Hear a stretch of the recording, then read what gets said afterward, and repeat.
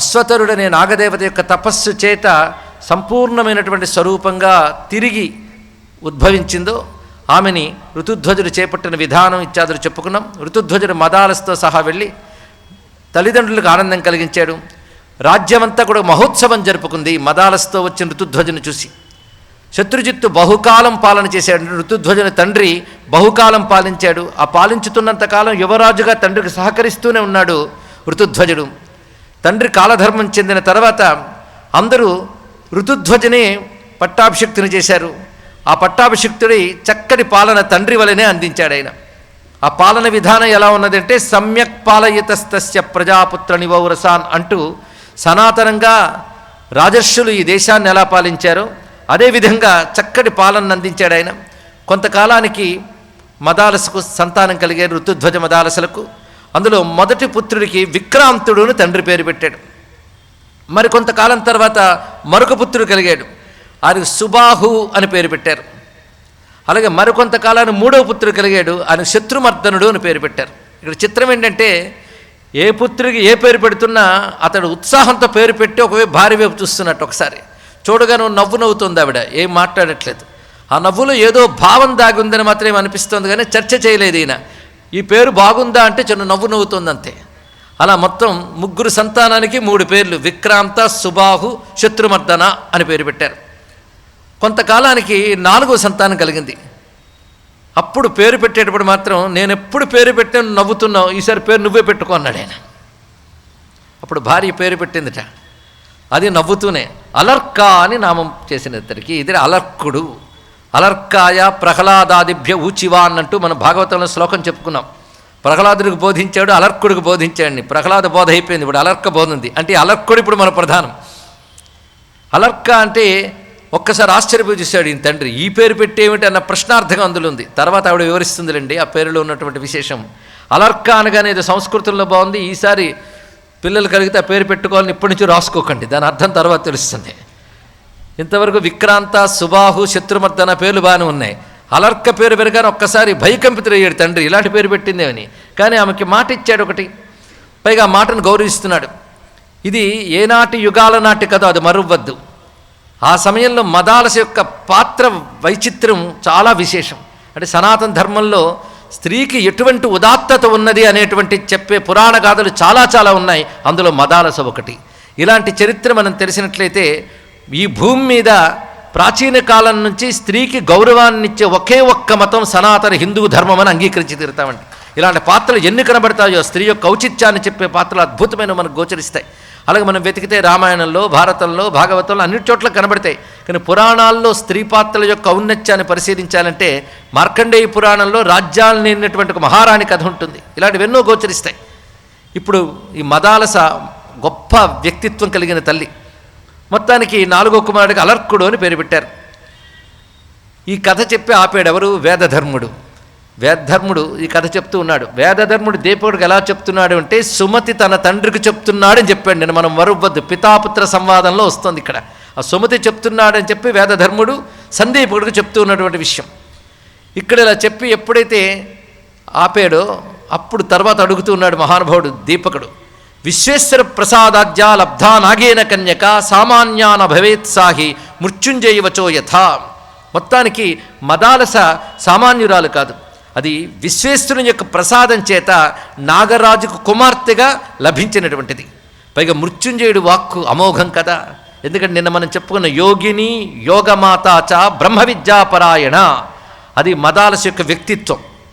ఒకటి శాంతి క్షాంతి కలిగినటువంటి వ్యక్తిత్వం, దానికి తోడు ఆవిడ యోగిని యోగమాతాచ బ్రహ్మ విద్యాపరాయణ అన్నారు. అటువంటి ఆమె ఎందుకు ఈ పేరు పెట్టింది, తర్వాత ఏం చేసింది అనేది తెలుసుకోవాలన్న కుతూహలాన్ని శిష్యుడు తెలియజేశాడు. గురువు అప్పుడప్పుడు ఎందుకు విరామం ఇస్తాడంటే శిష్యుడి శ్రద్ధ ఎలా ఉందో పరిశీలించడానికి. ఇంకా అయిపోయింది కదండి అని చూడకుండా ఉత్సాహంతో వింటూ ఉన్నాడు అతను. చరితం శ్రుతమిచ్చామి ప్రసీద ద్విజసత్తమా, నాకు ఆ చరిత్రను ఇంకా వినాలనుంది చెప్పు అంటే, ఆ విక్రాంతుడు కలిగినప్పుడు ఆ తల్లి ఉయ్యాలలో ఆ విక్రాంతుని ఊపుతూ పాడిన జోలపాటుకుంటుందయ్యా చెప్తున్నాను అన్నాడు. అసలు ఈ జోలపాటుకు వ్యాఖ్యానించుకుంటే ఒక 2 రోజులు గడుస్తుంది. ఈ జోలపాటంతా బోధే. నిన్ననే మనం చెప్పుకున్నాం. ఇది టఫ్ సబ్జెక్టేనా, ఇది జ్ఞానం కోసమే, జ్ఞానార్థులకు మాత్రం పనికొచ్చేటువంటి గొప్ప విషయం. ఎందుకంటే దత్తుడు అంటేనే జ్ఞానం చెప్పడానికి వచ్చాడు. జ్ఞానం చెప్పే వరకు ఊరుకోడు ఆయన, జ్ఞానం అందుకునే వరకు ఊరుకోడు. అందుకే కథలు అనేటువంటి కోశముల లోపల జ్ఞానమనే అమృతాన్ని నింపి ఉంచాడు మహానుభావుడు. అందుకే ప్రతి బోధ, ప్రతి ఉపదేశం, ఎందుకంటే యోగాదేశకరో విభు అని దత్తాత్రేయుని యొక్క నామాల్లో ప్రధాన నామాలు 2 ఉన్నాయి. అని యోగాదేశకరుడు, యోగమని ఆదేశించడానికే అవతరించిన మహానుభావుడు. ఆదేశమన్నా ఉపదేశమన్నా కూడా బోధ కిందకి వస్తున్నది, కానీ యోగాన్ని బోధించడానికి వచ్చాడు. అందుకే దత్తాత్రేయ చరిత్రలో మదాలస విక్రాంతుడిని ఉయ్యాలూపుతూ పాడుతున్నటువంటి అద్భుతమైనటువంటి మదాలస విక్రాంతుడిని ఉయ్యాలూపుతూ పాడుతున్నటువంటి పాట. శుద్ధోసి రే బాల నతేస్తి నామా కృతం హి వై కల్పనయాధునైవ పంచాత్మకం దేహమిదన్నతేస్తి త్వంచాస్య రే రోదిషి కస్య హేతోః. మొత్తం పుత్రుల పేర్లని చెప్పిన తర్వాత మొదటి పుత్రుడిని ఉయ్యాల్లో పెట్టి ఎలా ఊపుతున్నదో అనే జోలపాట చెప్తున్నారు. ఈ జోలపాట విశేషం ఏంటంటే, ఏడుస్తుంటారు పిల్లలు సహజంగా, చిన్నపిల్లలు కదా, పసిపిల్లలు ఏడుస్తారు. సహజంగా ఏడుస్తూ ఉంటే, ఎందుకురా ఏడుస్తావు రే బాలా, ఎందుకు ఏడుస్తున్నావు, రే రోదిషి కస్య హేతోహో, ఏ కారణం చేత ఏడుస్తున్నావు నువ్వు, అసలు ఏడవడానికి కారణమేమున్నది, ఈ దేహం చూసి ఏడుస్తున్నావా, ఆ దేహం నువ్వు కాదు, పంచాత్మకం దేహమిదన్నతేస్తి, పంచభూత వికారమైనటువంటి దేహం నువ్వు కాదు. నీ పేరుంటావా, ఈ పేరు పట్టుకుని ఈ దేహం, ఈ 2 కదా నువ్వు. ఆ పేరు కల్పనయా అధునైవ కృతం, నీ కల్పించబడి పెట్టబడింది, కానీ ఆ పేరు కూడా నీది కాదు. అంటే ఏ రూపమో ఏ నామముందో ఆ 2 నువ్వు కావు. అంటే వేదాంత విద్య ఏదో వృద్ధులయ్యేకి తెలుసుకోవచ్చు అని మనం సిద్ధాంతం చేసేసుకున్నాం. అందుకే సరైన వయస్సులో వేదాంతం వినబడితే వినకూడనట్టు ఆమదం తాగినట్టు ముఖం పెట్టేవాళ్ళు కూడా ఉంటారండి ఇక్కడ. అలాంటిది పసిపిల్లాడికి ఉయ్యాలూపుతూ ఉగ్గుపాలతో వేదాంత విద్య బోధించిన తల్లి మదాలస.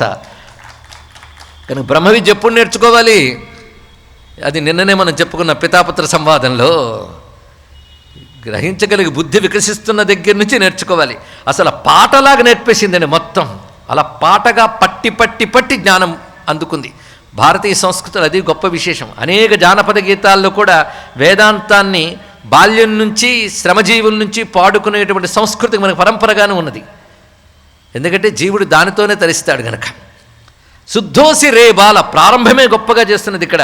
నీ అసలు స్వరూపం శుద్ధము, శుద్ధం బుద్ధం అపాప విద్ధం అని ఉపనిషత్తు చెప్తున్నది ఇక్కడ. శుద్ధం అంటే నిర్మలమైనటువంటిది, పైగా బుద్ధం అంటే కేవల చిత్స్వరూపం, చైతన్యము, జ్ఞానస్వరూపమైనటువంటిది. అపాప విద్ధం, ఏ దోషము లేనిది నీ స్వరూపము. ఈ మాట వినడానికే చాలా బాగుంది కదండి. నువ్వు శుద్ధుడివి, ఏ దోషం లేనివాడివి, జ్ఞానము నీ యొక్క స్వభావము, ఆనందము నీ యొక్క స్వరూపము అని చెప్తూ ఉంటే ఎంత బాగున్నది. అర్థమవడం మాట తర్వాత పొగుడుతున్నట్టు కూడా అనిపిస్తున్నది. కనీసం నీ యొక్క అసలు తత్వం అది, అంటే ఆత్మ యొక్క అసలు తత్వము శుద్ధము. దుఃఖానికి కారణమే దేహం ఉన్నదే, అది నీ స్వరూపమే కాదు, ఇంకెందుకు ఏడుస్తున్నావు. అందుకే పంచాత్మకం దేహమిదన్నతేస్తి త్వంచాస్య రే రోదిషి కస్య హేతోః.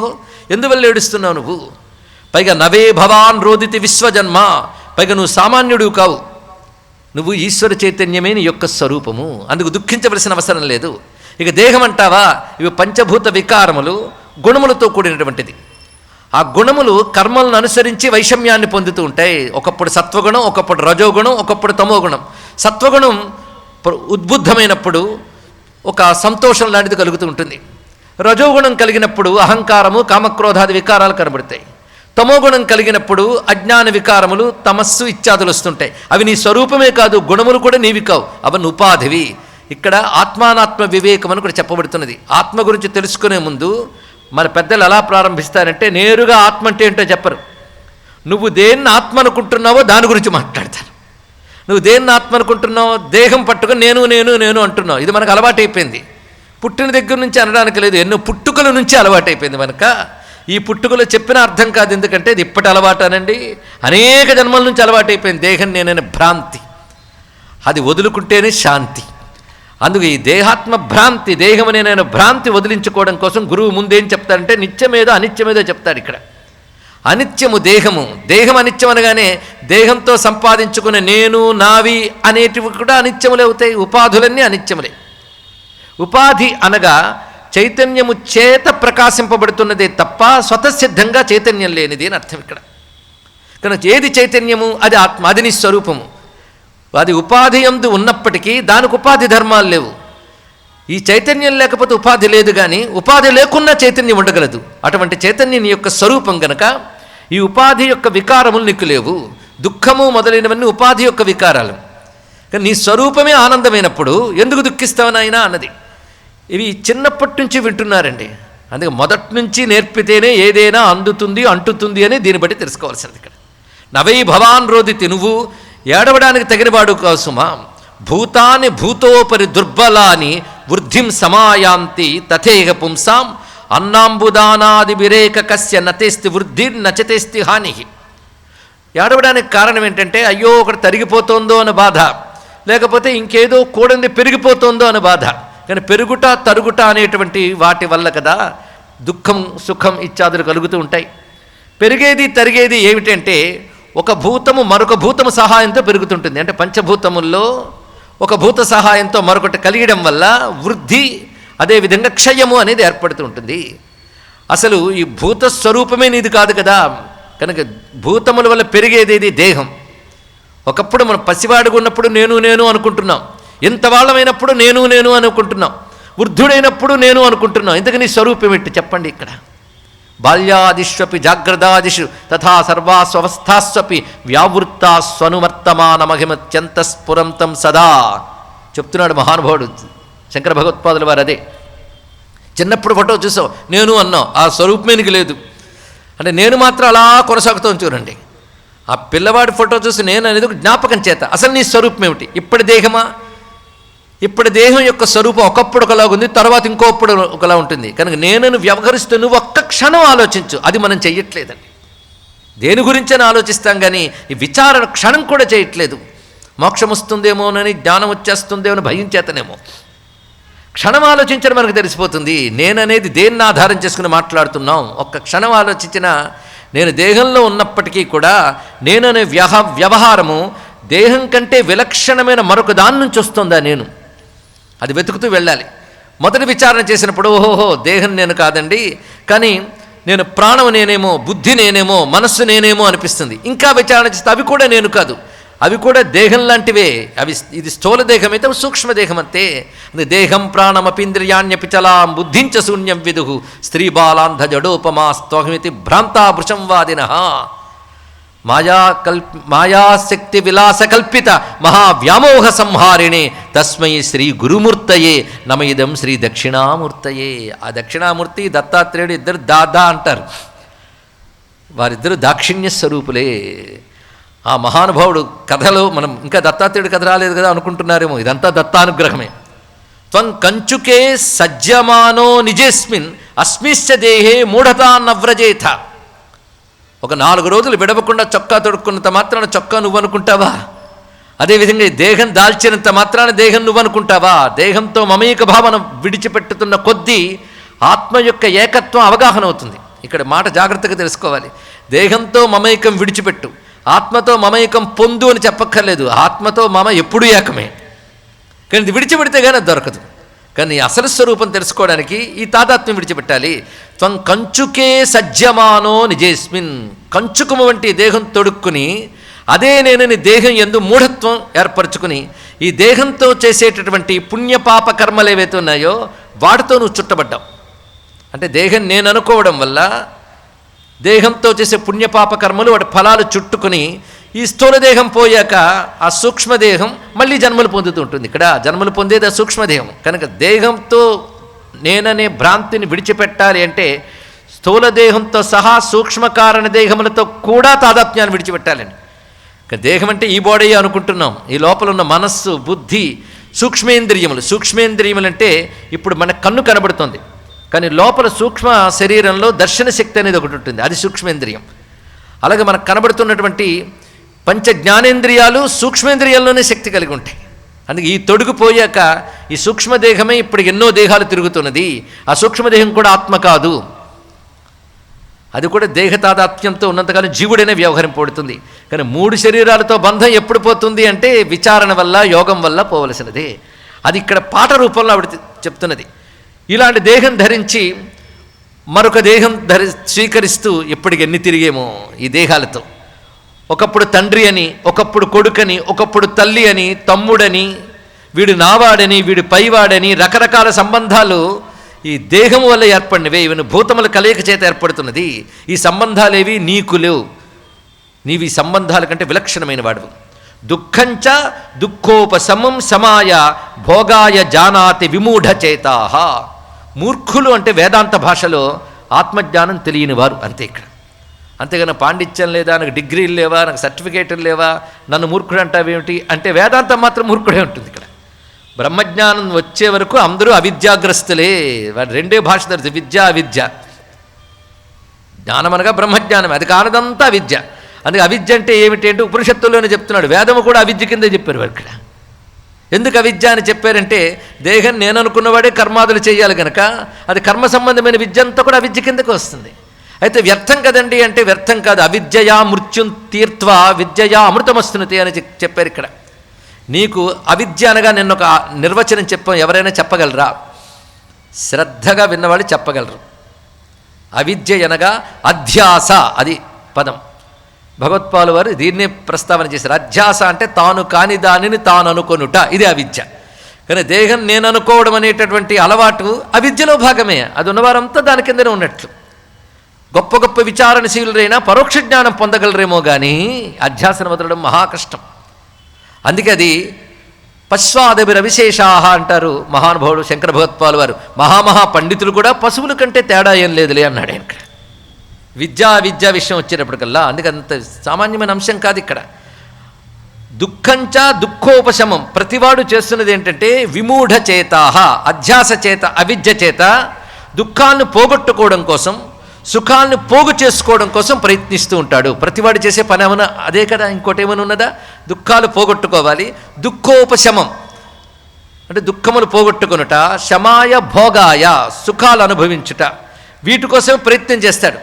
ఇంత ప్రయత్నం చేసినా దుఃఖం తొలగించుకోవాలని ప్రయత్నిస్తున్నా దుఃఖం వస్తూనే ఉంది.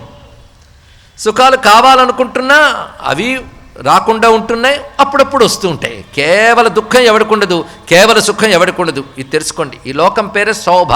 సా ఉభ శోభ నమ శోభ్యాయచ అని రుద్రంలో మనం చెప్పుకుంటున్నాం. రెండు కలిసే ఉంటాయి. అందుకే తాన్యేవ దుఃఖాన్ని పునఃసుఖాన్ని జానాతి విద్వాన విమూఢ చేతాః. కనుక మనం ఇది సుఖమని ఇది దుఃఖమని అంటాం. కానీ వివేకవంతులు ఏంటంటారంటే ఈ రెండూ కూడా దుఃఖములే అంటారు. ఇక్కడ అది తెలుసుకో అన్నారు. ఇక్కడ మూఢులు దుఃఖమిదని సుఖమిది అని అనుకుంటూ దుఃఖాన్ని పోగొట్టుకునే ప్రయత్నం, సుఖాలు పోగు చేసుకునే ప్రయత్నం చేస్తుంటారు.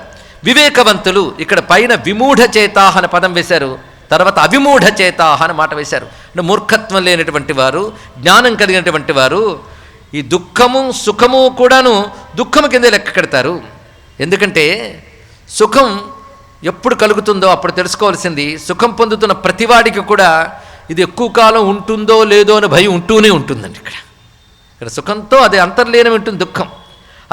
అదేవిధంగా తప్పకుండా సుఖభోగం కొంతకాలం క్షయమైపోవడం మనం చూస్తూనే ఉంటాం. ఆఖరికి అది క్షయమవుతుందో లేదో కానీ మనం క్షయమైపోతాం. అది జరుగుతున్నది. అంతేకాదు మళ్ళీ ఆ వాసనల చేత మళ్ళీ పుడుతున్నాం. కానీ మళ్ళీ పుట్టుకు కారణమైన సుఖం కూడా దుఃఖం కిందకి వస్తున్నది కదా అన్నాడు ఇక్కడ.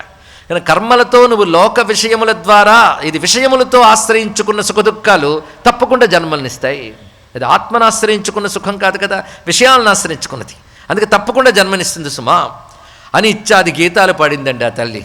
అంటే దేహాత్మభ్రాంతి విడిచిపెట్టు, నీ స్వరూపం శుద్ధమైనది, నిర్మలమైనది, అది శాంతమైనది, అదే సత్యమైనది, శాశ్వతమైనది. అశాశ్వతమైన దేహం నువ్వు కావు, శాశ్వతమైన ఆత్మవు నువ్వు. ముందుగా ఆధ్యాత్మిక జ్ఞానం ఇచ్చే గొప్ప అభయం ఏంటో తెలుసా?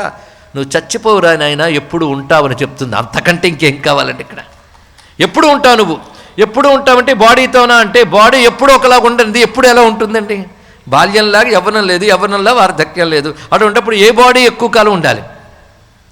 అందుకే భాగవతంలో కూడా ఏడుస్తూ ఉంటే ఒకడు పోయారని అప్పుడు గురువుగారు వచ్చి చెప్తారు, తిరిగి బతికిస్తాను కానీ ఏ వయస్సులో ఉన్నవాడు కావాలి నీకు అడుగుతాడు. ఇక్కడ ఆ వయస్సులో ఇస్తే ఆ వయస్సు అలా ఉంటాడా, మెయింటైన్ అవుతుందో, అది లేదు. మళ్ళీ ఇది ఆలోచించవలసింది.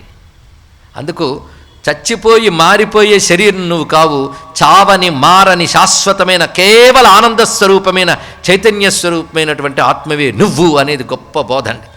ఇది నిరంతరం విచారణ చేసుకోవాలి. ఈ విచారణ రెండు విధాలుగా వస్తుంటుంది. ఇటువంటి స్వరూపం నాది అంటుంటే దేహం మళ్ళీ వచ్చి ఇది నేను అంటూ అలవాటు వల్ల అనిపించగానే ఇది అనాత్మ అని తొలగించాలి, ఇది ఆత్మ అని పట్టుకోగలగాలి. కానీ అనాత్మ భావం మనస్సు మీద పడుతున్న ప్రతిసారి తొలగిస్తూ ఉండాలండి. ఇదంత తేలిక కాదు. ఇసుకలో గొయ్యి తవ్వడం అంత కష్టం. ఇసుకలో గొయ్యి తవ్వండి, ఆ ఇసుక పడిపోతూనే ఉంటుంది. అలాగే నిరంతరం ఈ ఆత్మ అనాత్మ వివేకం చేసుకుని ఇది అనాత్మాను తొలగించేది ఆత్మని తెలుసుకోవడం కూడా అంత కష్టమే. కానీ ఇతర సహాయములు చాలా అవసరం. ఇతర సహాయం ఏమిటంటే గురువుని ఆశ్రయించడం. రెండవది గురువాక్యాలు శ్రవణంతో ఆపకుండా మననంలోకి వెళ్ళాలి. చాలామంది విని ఏమిటో ఎప్పుడు వస్తుందో జ్ఞానం అంటారు, మళ్ళీ ఇంటికి వెళ్ళి పడుకుంటారు, సీరియల్ యథాతథంగా చూస్తారు. మరోజు ఇక్కడికి వచ్చాక నేనేం చెప్పారు అంటే వేరే వదనాలు ఉంటాయి. కానీ శ్రవణం తర్వాత ఒకటి ఉంది, అది చేయకపోవడం కూడా పెద్ద ఇబ్బంది. మననం నిజానికి జ్ఞానానికి పెద్ద కష్టపడక్కర్లేదండి. యజ్ఞము యాగము ఇవి చెయ్యాలంటే చాలా కష్టపడాలి. ద్రవ్యాలు సమకూర్చుకోవాలి, మంత్రాలు తెలియాలి, తెలిసిన వాళ్ళని తెచ్చుకోవాలి, ఎక్కడ లోపం రాకూడదు, వాతావరణం అనుకూలించాలి, ఇన్ని ఉంటాయి కర్మకి. జ్ఞానానికి ఏం కావాలి? శ్రద్ధగా అర్థం చేసుకోవడానికి మననం చేసుకోవడం. వస్తువు కాదు, కొనుక్కోక్కర్లే, కానీ డబ్బు మిగులుతుంది. ఏకాంతంలో కూర్చో, గురువు చెప్పింది విచారణ చెయ్యి. అంత తేలిగ్గా వెంటనే అర్థం కాదు ఇది. అది మాటిమాటికి విచారణ చేస్తూ ఉండగా పడుతుంది. కనుక హిప్నటైజ్ చేసినట్లుగా కొందరు హిప్నటైజ్ చేసి నువ్వు ఇదైపోయో ఇదైపోయో అంటే అయిపోయినావు అనుకుంటాడు. అరే 10 మార్లు అనగా కానిదే అయినట్టు కనబడుతుంది. 10 మార్లు నువ్వేదో అదే చెప్తే ఎందుకు కావు అది తెలుసుకో. ఇక్కడ నీ అసలు స్వరూపం ఏది ఉందో అదే చెప్తాడు 10 మార్లు. అదే 10 మార్లు చెప్తే నువ్వు అదే అవుతావు. బ్రహ్మకీట న్యాయంలో మనం 25 గురువుల్లో చెప్పుకున్నాం కదా, వాడిని మరవరాదు. ఇక్కడ 10 మార్లు చెప్పడం అనేది ఆ తల్లి చేసిందండి. ఉయ్యాల్లో పడుకున్నప్పుడల్లా అదే పాట.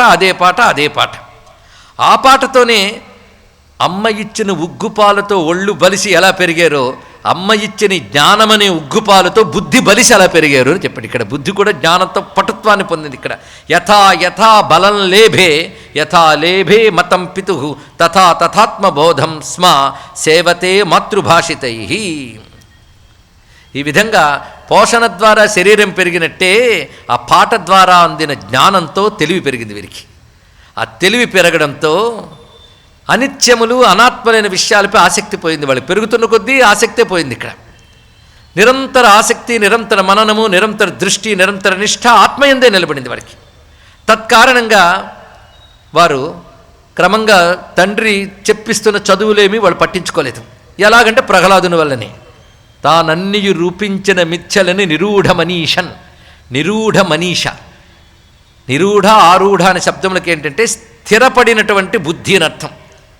అంటే అందరూ సాధన చేసి దేన్ని పొందుతారో దాన్ని పొందినవాడు ఆరూఢుడు, వాడు నిరూఢుడు.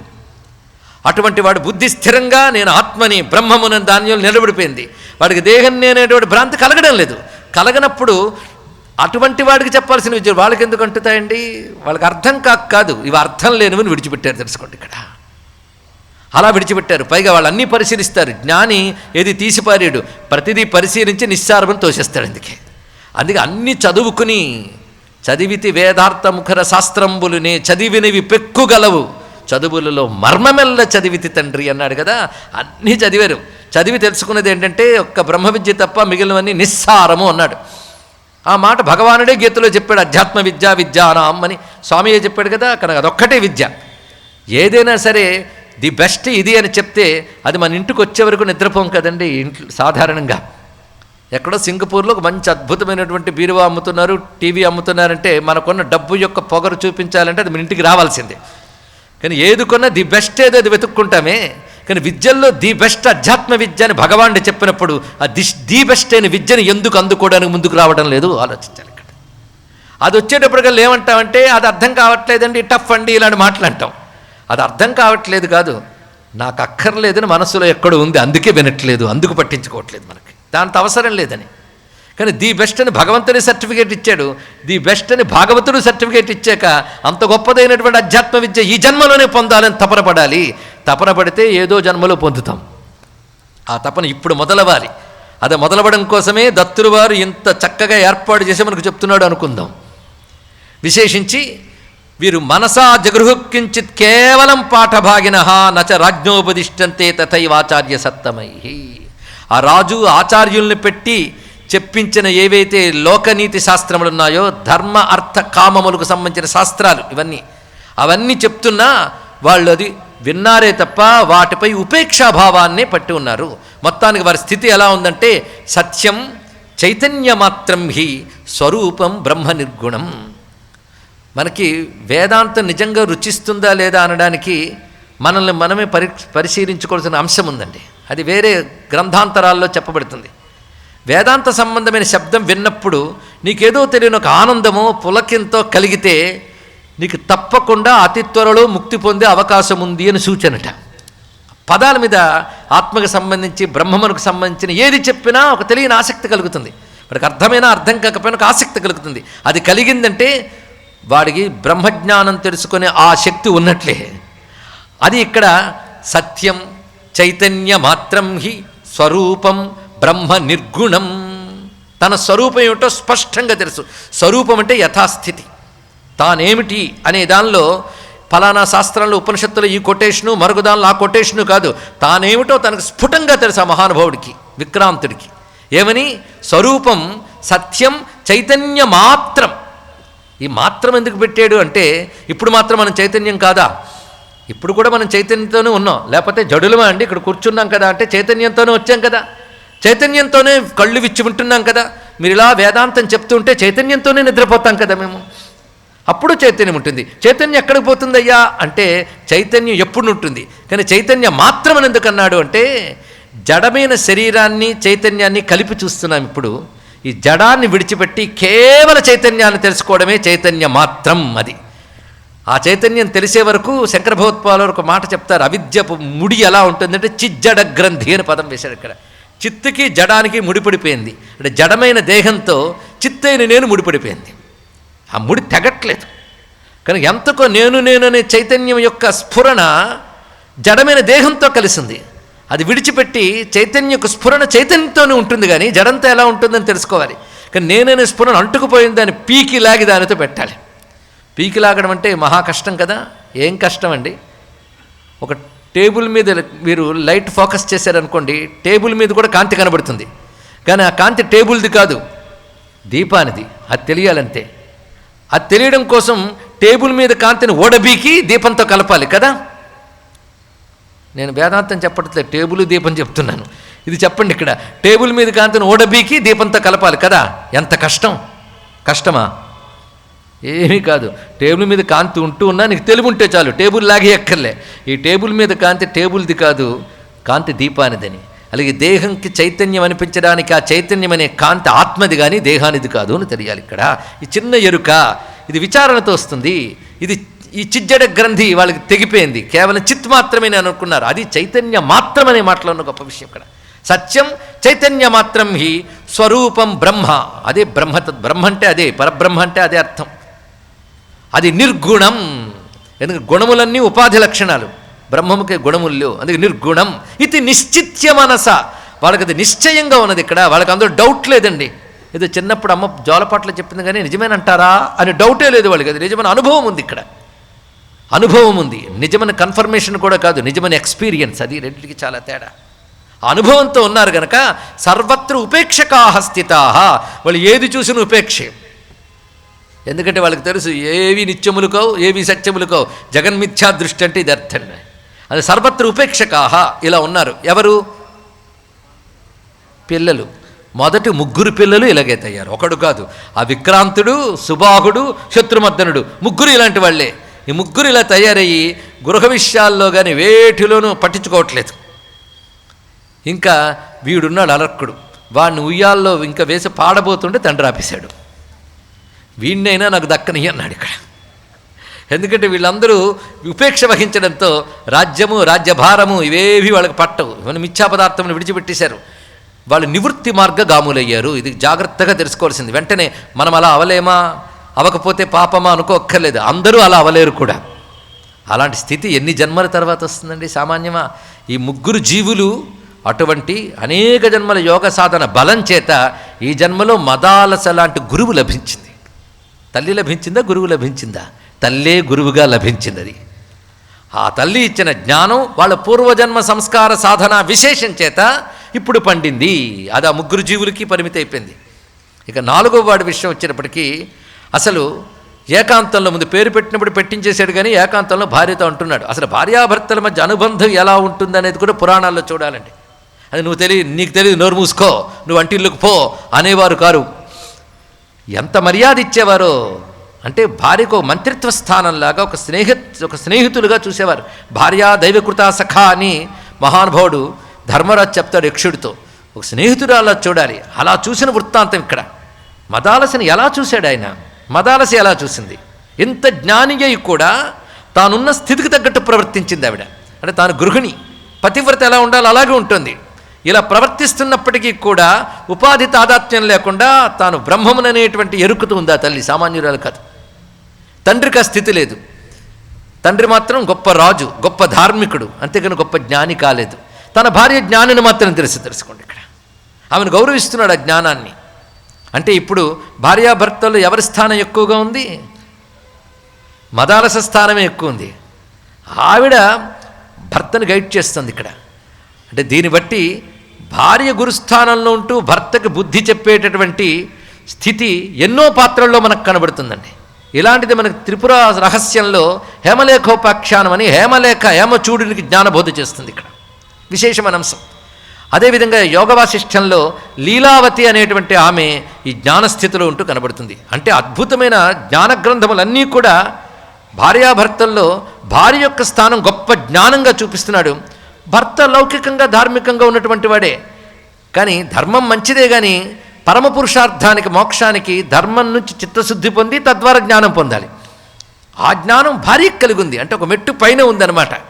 దీన్ని బట్టి గురుస్థానంలో కూడా స్త్రీని గౌరవించినటువంటి భారతదేశానికి, ఈ సనాతన ధర్మానికి నమస్కారం చేద్దాం.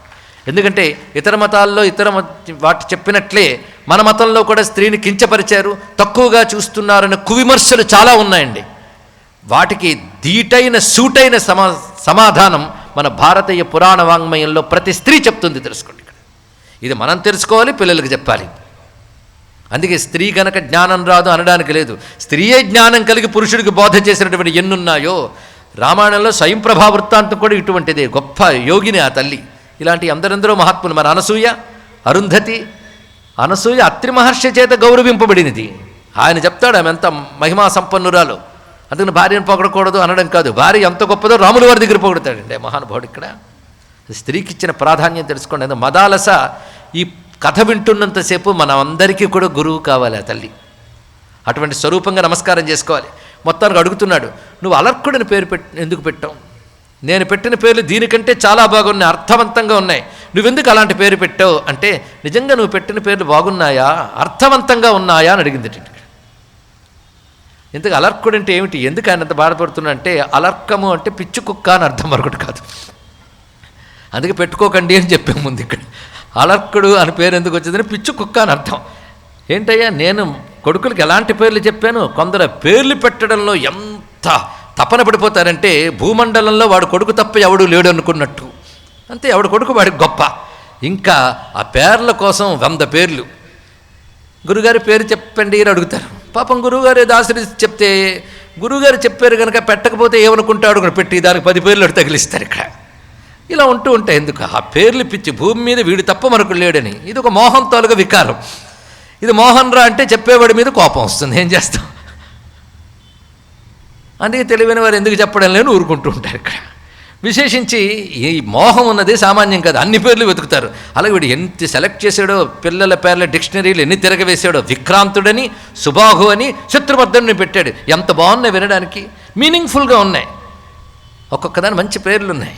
విక్రాంతుడు అంటే గొప్ప పరాక్రమ సంపన్నుడు, అంతేకాదు గొప్ప గమనము చెయ్యవాడు అని అర్థం కూడా. క్రాంతి అంటే గమనము, విక్రమం అంటే గొప్పగా గమనము చెయ్యవాడు అని అర్థం.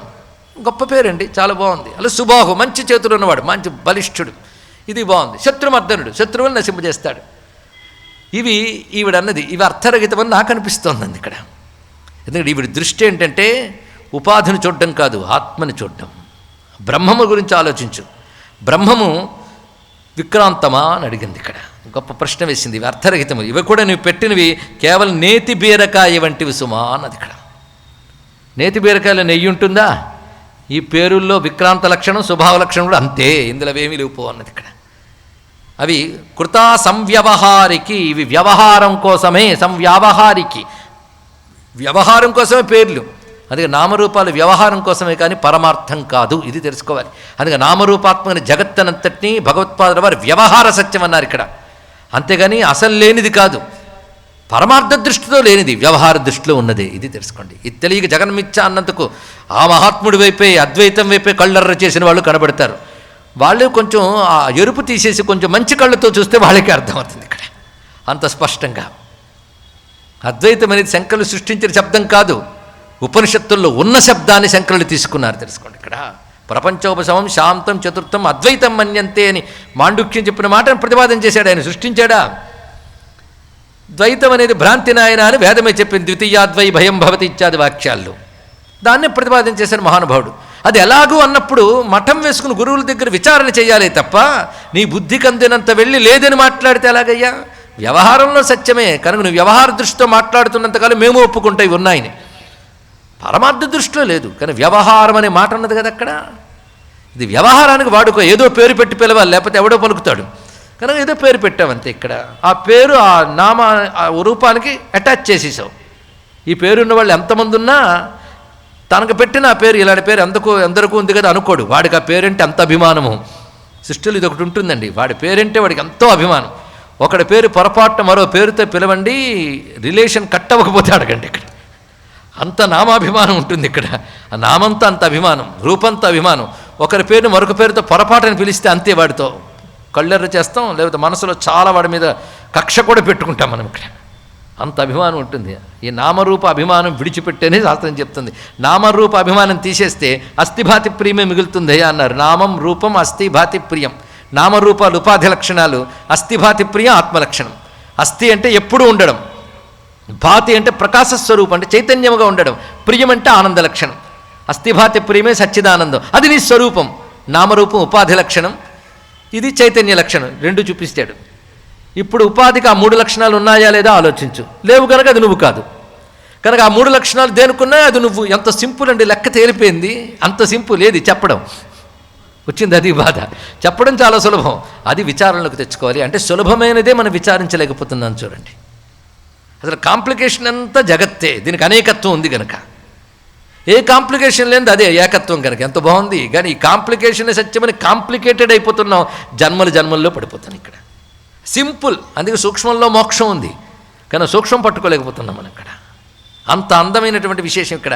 అందుకే నువ్వు విక్రాంతుడు అని పేరు పెట్టావు కదా, ఆ పేరు ఎలా సరిపోతుందో చెప్పు. అంతటా గమనము చేయగలదు అంటే ఇక్కడి నుంచి అక్కడికి వెళితే కదా గమనం. అంటే ఇక్కడి నుంచి గమనం చేశాడు అంటే అక్కడ ముందు లేడని కదా అర్థం. కానీ ఇక్కడి నుంచి అక్కడికి వెళ్ళాడు అంటే అక్కడ లేడు కనుక వెళ్ళాడు. ఆత్మ అనేది సర్వవ్యాపకం, దేహం అనే పరిధులు ఇమ్మడదు. అది సర్వవ్యాపకమైనది బ్రహ్మము. సర్వవ్యాపకమైన బ్రహ్మము నీ స్వరూపమైనప్పుడు సర్వవ్యాపకమైనది అక్కడికి వెళుతుంది. ఇక్కడి నుంచి అక్కడికి వెళ్ళింది అంటే అక్కడ లేదని అర్థం. లేదు అంటే సర్వవ్యాపకం ఎలా అవుతుంది? కనుక విక్రాంతుడు అంటే గొప్ప గమనము కలవాడు అన్నప్పుడు ఆత్మ గమనం చేయదు. పోనీ దేహం గమనం చేస్తుందా? దేహం తనంత తాను గమనం చేయలేదు. గొప్ప విషయం ఇక్కడ. చైతన్యమే లేకపోతే దేహం గమనం చేయలేదు. కానీ విక్రాంత్ అనే శబ్దము దేహానికి సరిపోదు, ఆత్మకి సరిపోదు. మరి ఎందుకు పెట్టినట్టు పేరు అన్నది ఇక్కడ. ఏదో వ్యవహారం కోసం అంటే నేను వ్యవహారానికి చెప్పాను. విక్రాంతుడిని పెట్టే దేహము కాదు, ఆత్మ కాదు, ఆయన వ్యవహారానికి పెట్టానంటే ఈయన పెట్టినంత మాత్రం పిచ్చుకొక్క కాడు, వ్యవహారానికి పెట్టాను. అది ఇక్కడ ఎలా చెప్తున్నా చూడండి. ఇది జ్ఞానార్థమే చెప్తున్న విషయం. ఇక రెండో పేరు అంటావా, సుబాహు. మంచి బాహువుని దేనికి? దేహానిక ఆత్మక? ఆత్మకు రూపమే లేదు, బాహు ఎక్కడి నుంచి వచ్చిందయ్యా నీకు? కానీ బాహు అని పేరు ఎలా పెడతావు? కానీ సరిపోలేదు ఇక్కడ. దేహమా జడం, ఆ పేరు ఎందుకు వీడికి? రెండూ సరిపోలేదు. ఇక మూడవది శత్రుమర్దనుడు. ఇదేమైనా బాగుందా? శత్రు మిత్ర ఎవరికి ఉంటుంది? ఈ మాటలన్నీ కూడా మిత్రశత్రు భేదము వీరునేమను మతి భ్రమణంబుల భిన్నులై ప్రవర్తించే అజ్ఞానులకు ఉంటుంది ఇక్కడ. వీడు నావాడు, వీడు పైవాడు అనే భావం. నేను ఎందుకు అంటే ప్రహ్లాద చరిత్ర మధ్య మధ్యలో చెప్తున్నాను. ఈ జ్ఞానం కంటే భాగవతం చెప్తే బెటర్ ఏమో అంటారేమో. ఇది కూడా ఇదే చెప్తుంది. భాగవతం కూడా ఈ జ్ఞానమే చెప్తుంది. లేదండి అక్కడ వినలేదంటే అది తప్ప ఇంకేదో విన్నాం మనం అక్కడ కూడా అదే ఉందండి. ప్రహ్లాదుడు అదే బోధించాడు. వీరునేమును మతి భ్రమణముల భిన్నులై ప్రవర్తిల్ల కాని ఇక్కడ ఏకయేవ శరీరేషు సర్వేషు పురుషో యథ. నేను అనేటువంటి చైతన్యం అది అందరిలో కామన్గా ఉంటుంది. పేరులందరికీ కామన్ కాదు, శరీరాలందరికీ కామన్ కాదు. నా శరీరం ఉన్నట్టు వాడి శరీరం ఉండదు, నాకు ఆరోగ్యం ఉన్నట్టు వాడికి ఆరోగ్యం ఉండదు. ఈ ఆరోగ్యాలన్నీ శరీర ధర్మాలు, ఆత్మధర్మం కాదు. నాకు తలనొప్పి వస్తే పక్కవాడికి రావాలని ఎలా ఉంది? కనుక అంతా ఒకటే ఆత్మ అన్నంత మాత్రం అందరికీ ఒకే తలనొప్పి రాదే. అంటే దేహం వేరు గనక ఇవన్నీ తెలుస్తున్నాయి. కానీ ఆత్మ మాత్రం ఎప్పుడు అన్నిట్లో ఒకటి. సమం సర్వేషు భూతేషు తిష్టంతం పరమేశ్వరం వినశ్యత్ స్వవినశ్యంతం యప్పశ్యతి సపశ్యతి అన్నాడు జగద్గురు కృష్ణ పరమాత్మ. సమముగా అందరిలో వ్యాపించినటువంటిది ఆత్మయే, దేహం కాదు. అంటే అందరిలో సమముగా నేను నేను అనబడే స్ఫురణగా ఉన్నది ఆత్మయే. అటువంటి ఆత్మకి వీడు నావాడు వీడు పైవాడనే భావం ఎలా ఏర్పడుతుందయ్యా? ఎవరికైతే బ్రహ్మదృష్టి ఆత్మదృష్టి ఉంటుందో వాడు ఒకరు నావాడని ఒకడు పైవాడని భేదం ఏర్పడదు. అయితే వీడు నావాడు వీడు పైవాడని భేదం లేనప్పుడు వీడు మిత్రుడని శత్రువని భేదం ఉండదు. ఆ మిత్రశత్రు భేదమే లేనప్పుడు శత్రుమర్దనుడని పేరు ఎలా సరిపోతుంది? అది కూడా తప్పే సుమా అన్నాడు ఇక్కడ. కనుకనే వ్యవహారార్థం అంటావా, యది సంవ్యవహారార్థం అసన్నామ ప్రకల్ప్యతే. సహజంగా సత్యము కాని ఒక పదం తీసుకొచ్చి అదే నామం అన్నప్పుడు నేను అలాంటి ఒక పదమే తెచ్చి అన్నాను. ఇక్కడ నామ్ని కస్మాద్ అలర్కాక్షే నైరథ్యం భవతో మతం. కనుక వ్యవహారానికి పెట్టుకుంటే ఏ పేరైనా ఒక్కటే. అక్కడ విక్రాంతుడంతో ఇక్కడ అలర్కుడంతే అనగానే ఈమె జ్ఞానాన్ని గౌరవించి ఊరుకున్నాడు మహానుభావుడు. ఇక్కడ మొత్తానికి మళ్ళీ ఉయ్యాల్లో వేసింది పిల్లాడిని, 4వ వాడిని. వెయ్యగానే వచ్చి అంటున్నాడు, ఇదిగో నువ్వు ఆ ముగ్గురిని ఎలా చేసేవో వీడిని మాత్రం అలా చెయ్యకు, వీడి కొంచెం ప్రవృత్తి మార్గం వైపు తిప్పు అన్నది. ఇక్కడ చాలా జాగ్రత్తగా తెలుసుకోవాల్సిన విషయం ఉన్నాయి. ఈ కథలో మన యొక్క తాహతు బట్టి బోధ. అందరికీ ఒక బోధ ఎప్పుడూ కాదు, తాహతు బట్టి బోధ. అందుకే గొప్ప గొప్ప జ్ఞాని అయినప్పటికీ కూడా విషయం చెప్పేటప్పుడు కొందరికి ధర్మమే చెప్తాడు. గొప్ప బ్రహ్మజ్ఞాని దగ్గరికి వెళ్ళి మీరు ఏదో కష్టాలు ఉన్నారని చెప్పుకోండి, ఫలానా గుడికి వెళ్ళి ప్రదక్షిణ చేయమనే చెప్తాడు. మరెవడు ఒక జిజ్ఞాస వస్తే ఈ కర్మలు కాండలను విడిచిపెట్టి విచారణ చెయ్యయ్యా అని చెప్తాడు. అరే ఆయనకి అది చెప్పో నాకిది చెప్పావంటే రోగం బట్టి మందు, కానీ ఒకడే డాక్టర్ కదా అని అందరికీ ఒకే మందు ఇవ్వడు కదండి, రోగం బట్టి మందు ఇస్తాడు ఇక్కడ. కానీ జ్ఞానం పొందడానికి అర్హత కలిగినటువంటి అధికారి ఎవడుంటాడో వాడికి జ్ఞానం ఇస్తారు. ధర్మం పొందడానికి అధికారి ఎవరు? వారు ధర్మం ఇస్తారు. హిందూ మతంలో ఉన్న గొప్పతనం ఏంటంటే అధికారిని అనుసరించి మార్గాన్ని చెప్పడము, అది ఈ మతంలో ఉన్న గొప్పతనం. ఈ మాట ఒకప్పుడు విదేశం నుంచి వచ్చి హిందూ మతం కంటే గొప్ప మతం లేదని తెలుసుకుని దీన్ని అధ్యయనం చేసి అనుష్ఠించిన అనీబిసెంట్ అన్నమాట. అందుకే మన ప్రతి శాస్త్రంలో కూడా ఏ శాస్త్రం నువ్వు కుతూహలం ఉన్నంత మాత్రానికి మఠం వేసుకుని అన్ని శాస్త్రాలకి వెళ్ళిపోకు. యోగాకి రెడీ అయిపోతాం, భక్తికి రెడీ అయిపోతాం, వేదాంతానికి రెడీ అయిపోతాం, ఆ తర్వాత కరాటీ క్లాసుకు కూడా రెడీ, వంటలు ఎలా వండబడినో తెలుసుకోవడానికి రెడీ. బాబు అధికారి ఏ శాస్త్రం గ్రహించడానికి దానికి తగ్గ సంసిద్ధత ఒకటి ఉండాలి. సంసిద్ధత అంటే నేను ఇది పొందుతాను, దీన్ని సాధన చేస్తానని రెడీనెస్, ప్రిపరేషన్, అది అవసరం. రెండవది అవసరం ఏంటంటే ఈ శాస్త్రంతో నేను తరిస్తాను, ఇది నా మార్గమని ఎంచుకోగలిగి సాధనకి సన్నద్ధుడై దాన్ని గ్రహించగలిగే శక్తి ఉండాలి. ఈ రెండు ఉన్నప్పుడే అధికారి అంటారు. అలాగే ఒక యోగ శాస్త్రానికి అధికారి, భక్తికి అధికారి, కర్మకి అధికారి, ఉపాసనకు అధికారి, జ్ఞానానికి అధికారి, ఒక్కొక్క దానికి అధికార నిర్ణయం చేయబడింది. అందుకే ఇది విన్నంత మాత్రాన ఒక జ్ఞానం విన్నాం అనుకోవచ్చు, కానీ నిజంగా మన అధికారులు అవునో కాదో మనకు తెలియదు. జ్ఞానం చాలా గొప్పది, మోక్షం వస్తుంది కనుక జ్ఞానం నేర్పండి అనడం కాదు. నీ ఇంట్లో దేవుడి మీద ఒక పువ్వు కూడా పెట్టేటువంటి సంస్కారం లేనప్పుడు, భగవద్భక్తే లేనప్పుడు జ్ఞానం ఎక్కడొస్తుందండి? అందుకే ఎవడి స్థాయి బట్టి వాడికి చెప్తూ ఉండాలి. ఒక్కొక్కప్పుడు సరి అయిన స్థితి లేని వాడికి వేదాంత జ్ఞానం చెప్తే వాడు నాస్తికుడిగా మారిపోయే ప్రమాదం ఉంటుంది. ఇది కూడా తెలుసుకోవాల్సిన అవసరం ఉంది. అందుకే అధికారిని అనుసరించి చెప్పాలి. మరి ఇక్కడ ఎందుకు చెప్తున్నారంటే ఎంచుకున్న సబ్జెక్ట్ అది కనుక మదాలస ఏం చెప్పింది అది నేను చెప్పాలి, కానీ నాకు తోచింది ఎలా చెప్తానండి ఇక్కడ. కానీ మదాలస చెప్పినది మనకు అర్థం అవడానికి ఏదో అవసరం, అదే చెప్పుకుంటున్నాం ఇక్కడ. ఇక్కడ చెప్తున్న అద్భుతమైన విషయం, కథలో అందరికీ పనికొచ్చే విషయం ఉంది, అందుకు చెప్తుంది ఇక్కడ. ఎందుకంటే మానవ జన్మ ఎత్తిన ప్రతివాడికి తన స్వరూపం తెలుసుకునేటువంటి అవకాశం ఈ బుద్ధికి మాత్రమే ఉంది గనక మానవుడైన వాడి బోధ వింటే ఇప్పుడు కాకపోతే ఎప్పటికైనా పొందగలడు. ఇదే పొందవలసిన పరమార్థం. మోక్షం పరమ పురుషార్థం, దానికి సంబంధించి జ్ఞానం ఒక్కటే. ఆ జ్ఞానమే ఇక్కడ చెప్పబడుతుంది. జ్ఞానాదేవహి కైవల్యం అన్నారు గనక. అయితే ఇక్కడ ఈ కథలో చెప్తున్నది ఈ అబ్బాయికి మాత్రం నువ్వు ప్రవృత్తి మార్గం చెప్పు అని చెప్పాడు ఆయన తండ్రి. ఎందుకంటే ఎందుకు ప్రవృత్తి మార్గం చెప్పాలో చెప్తున్నాడు. దీన్ని బట్టి ముందు మన అవగాహన చేసుకోవడానికి ధర్మము 2 రూపములుగా ఉంటుంది. ధర్మం అంటే దేన్ని పట్టుకుంటే మనం పతనం కామో అది ధర్మము. ఇది అర్థం చేసుకుంటే చాలు. ధర్మం అంటేనే పట్టుకునేది, పట్టి నిలిపేది అని అర్థం. ఆ పట్టు జారిపోయేమా ఎక్కడ పడతామో తెలియదండి. కానీ ధర్మం అనే పట్టులో మనం ఉండాలి. ధృంధారణి అనే ధాతువు ప్రకారం వచ్చింది ఇక్కడ. కానీ పట్టి నిలిపేది ధర్మం. ఆ ధర్మం 2 రకాలుగా ఉంటుంది, ప్రవృత్తి, నివృత్తి. ఇది తెలుసుకోవాల్సింది. నువ్వు సెలెక్ట్ చేసుకో. ప్రవృత్తి అంటే నీకు ఇంకా విషయాలపై ఆసక్తి ఉంటూ ఈ దేహం నేననే భావం ఉన్నంతకాలం ప్రవృత్తి మార్గమే శరణ్యం. ప్రవృత్తి అంటే ప్రవర్తించుట. తెలుగులో ప్రవర్తించుట అంటే తెలుసు కదా, డే టు డే యాక్టివిటీ. నివృత్తి అంటే ప్రవర్తన కానిది, మరలుట అని అర్థం. అంటే ప్రవర్తించకుండా ఉండడం. ప్రవృత్తి, నివృత్తి అని 2 మార్గములు.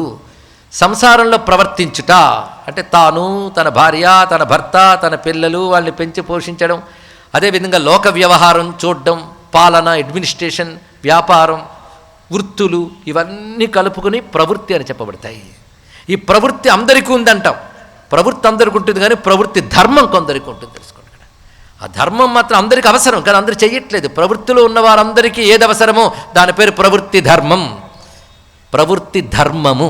కనుక నేను బిజినెస్ చేస్తున్నానండి, నేను ఉద్యోగం చేస్తున్నాను, కానీ ప్రవృత్తి ధర్మం చేయట్లేదు. ప్రవృత్తిలో ఉన్నాం. ఆ ప్రవృత్తిలో ఉన్నప్పుడు ధర్మబద్ధంగా ఉండదు ఇక్కడ. కానీ గృహస్థగా ఉంటే గృహస్థ ధర్మములన్నీ పాటించు. ఏమిటి ఉద్యోగం చేయడం, డబ్బు సంపాదించడం గృహస్థ ధర్మం కాదు, అదొక బాధ్యత. అది అలుగు చేస్తావు, ధర్మబద్ధంగా చేయి. కానీ గృహస్థైనటువంటి వాడు దేవయజ్ఞ, పితృయజ్ఞ, ఋషి యజ్ఞములు చెయ్యాలి. అది చెయ్యకుండా కుటుంబం పెంచుకుంటూ, ఇల్లు వాకిలు పెంచుకుంటూ, దేవతలను ఆరాధించకుండా, పితృదేవతలను ఆరాధించకుండా, అతిథాభ్యాగతులను ఆరాధించకుండా ఉంటే వాడు గృహవ్రతుడు అవుతాడు, కానీ గృహస్థు కాడు. తెలుసుకోండి. గృహస్థ ధర్మం వేరు. కనుక ప్రవృత్తి వేరు, ప్రవృత్తి ధర్మం వేరు. లోకల్లో అందరూ ప్రవృత్తిలోనే ఉంటారు. ప్రవృత్తిలో ఉన్నవాడు తరించాలంటే ప్రవృత్తి ధర్మం చేయాలి ఇక్కడ. అంతేగాని పోగు చేసుకుంటూ వెళ్ళిపోతూ ఉంటే మళ్ళీ జన్మలే ఉంటాయి. ఆ జన్మలు భయంకరమైన జన్మలు ఉంటాయి, నరకాలు ఉంటాయి. అదే ప్రవృత్తులు ధర్మం పాటించేవనుకో, ధర్మం పాటించేవి కనుక ఈ జన్మలోనే ఎప్పుడో నీకు చిత్తశుద్ధి, భగవద్భక్తి, జ్ఞానం కలిగే అవకాశం ఉంది. అందుకే ప్రవృత్తి మార్గంలో ఉన్న అందరూ పాటించవలసిన పద్ధతిని ప్రవృత్తి ధర్మము అంటారు. ప్రవృత్తి ధర్మం ఎవరికండి? నేను స్పష్టంగా చెప్పిన సమాధానంలోంచే ప్రశ్న అడుగుతున్నాను. ఎందుకంటే సబ్జెక్ట్తో మీరు కనెక్ట్ కావాలి. ఇది మాది కాదు అనుకోవద్దు. ఉయ్యాల్లో ఉన్న విక్రాంతుడి కోసం కానీ మా కోసం అనుకోవద్దు. మనం అలర్కులం అయిపోకుండా జాగ్రత్త పడడం కోసం తెలుసుకోండి. ప్రవృత్తిలో ఉన్నవారంటే ఎవరి సంసారంలో ఉన్నారో, ఎవరికి లోక వ్యవహారం ఉందో వారందరూ పాటించవలసిన ధర్మము ప్రవృత్తి ధర్మము. దీన్ని బట్టి మనం ప్రవృత్తిలో ఉన్నామా, ప్రవృత్తి ధర్మం పాటిస్తున్నామనేది ఎవరికి వారు నిర్ణయించుకోవాల్సినది. ఇక రెండవది నివృత్తి ధర్మం. నివృత్తి ధర్మం అనగా ఈ సంసారమును విడిచిపెట్టి కేవలం ఇదంతా కూడాను అనిత్యమని శాస్త్రముల ద్వారా వివేకంతో గ్రహించి, ఇంక అనుభవం దాకా వెళ్ళలేదు, వివేకంతో గ్రహించి ఈ అనాత్మ సంపర్కం విడిచిపెట్టుకుంటూ లోక వ్యవహారం కోసం ఎంత అవసరమో అంత ఉంచుకున్నా మనస్సు కంటనివ్వకుండా జీవిస్తూ నిరంతరం సత్యస్వరూపాన్ని విచారణ చేస్తూ, ఆ నివృత్తి ధర్మంలో కూడా నియమాలు ఉన్నాయి. వాంగ్ నిగ్రహం ఉండాలి, శరీర నిగ్రహం ఉండాలి, ఎందుకంటే ఇక సిద్ధుడు కాలేదు కదా. కనుక నివృత్తి మార్గంలో ఆత్మని మాత్రమే పొందేటటువంటి జ్ఞాన మార్గాన్ని ఎంచుకున్నవాడు దానికి తగ్గ ధర్మాలు వాటికున్నాయి, వాటి నియమాలు వాటికున్నాయి. అందుకని ప్రవృత్తిని విడిచిపెట్టినంత మాత్రాన వాడు సన్యాసి అయిపోడు. వాడి ధర్మం వాడికి ఉంది.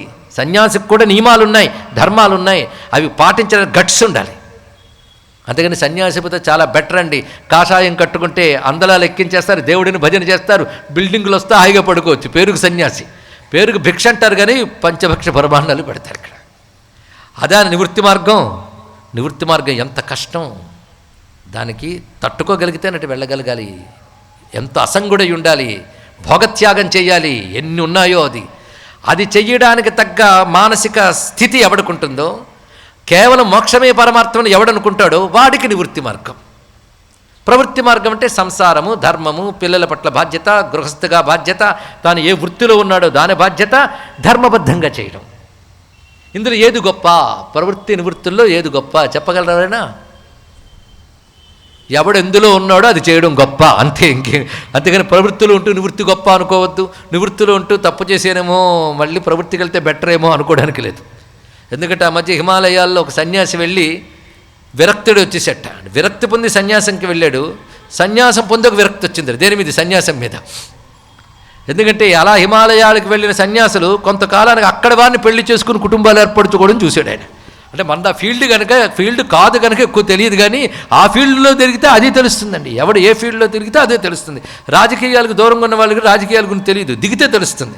అలాగే సన్యాసులు దిగితే ఆ ఫీల్డ్లో ఉన్నటువంటి మాయా ఇవన్నీ తెలుస్తాయి. ఏం చేస్తాం, మొత్తానికి ఇలా ఉంటాయి. కానీ ఏ మార్గం గొప్పది? ప్రవృత్త నివృత్త? మళ్ళీ అడుగుతున్నాం.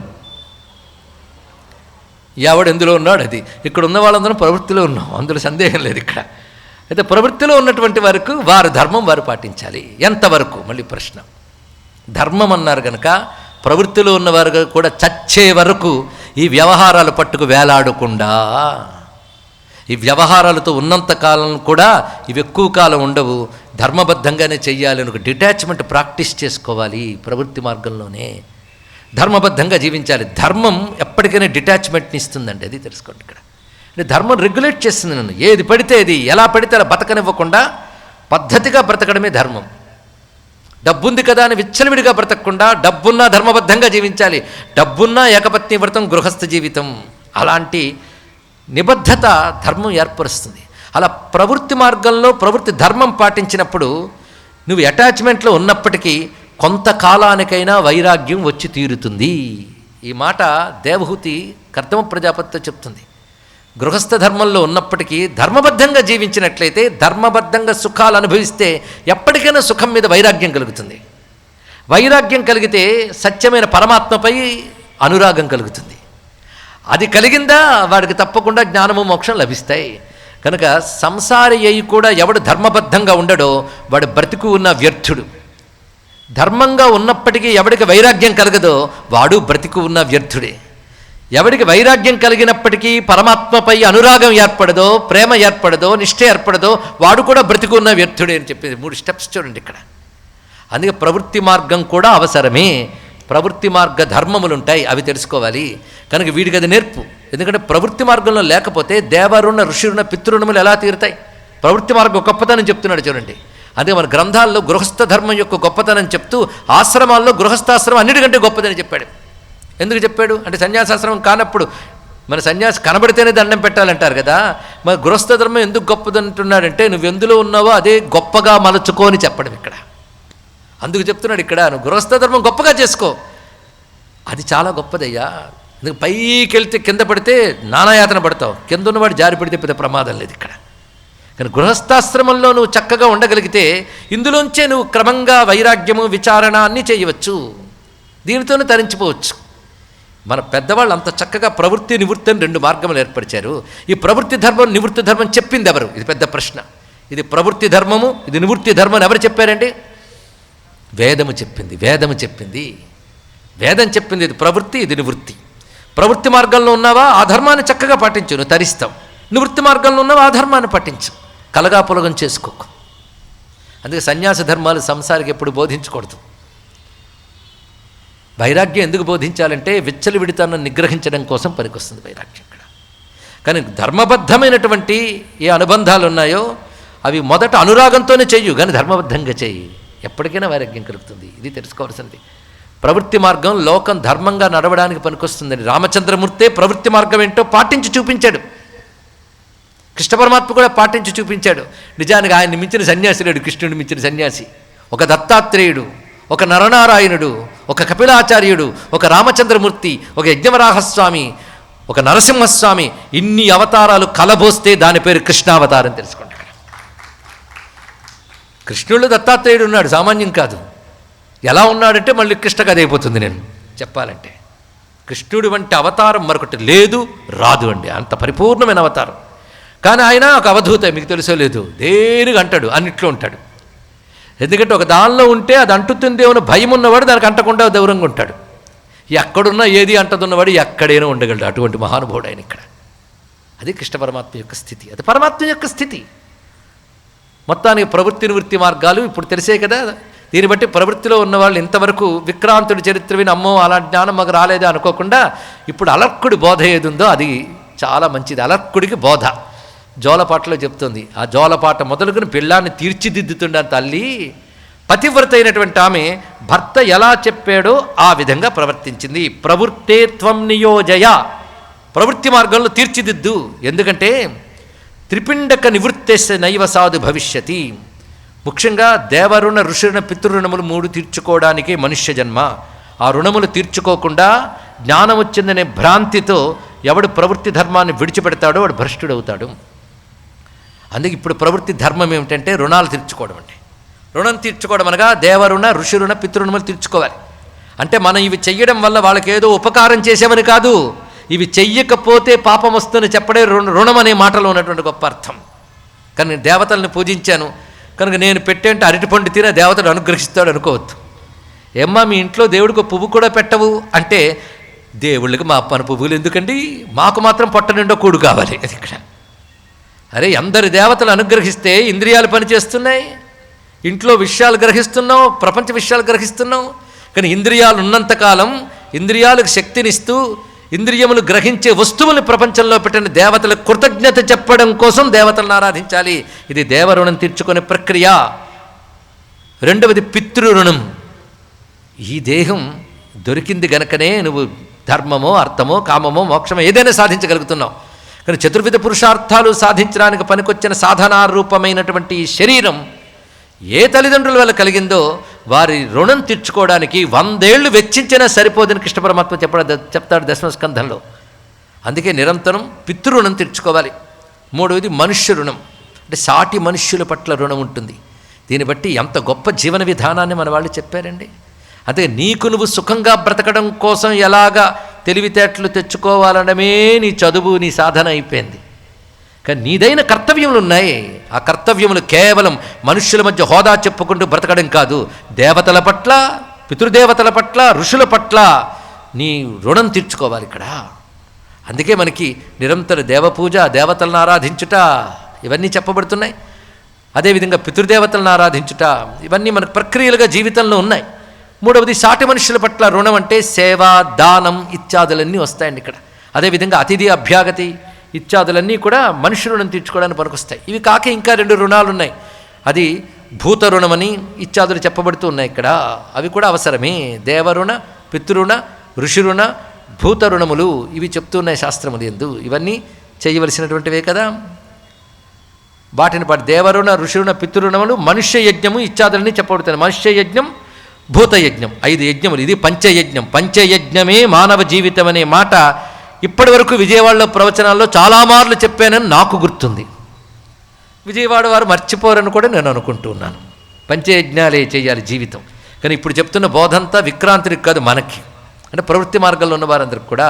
ఈ పంచయజ్ఞాల్లో మళ్ళీ 3 ప్రధానం.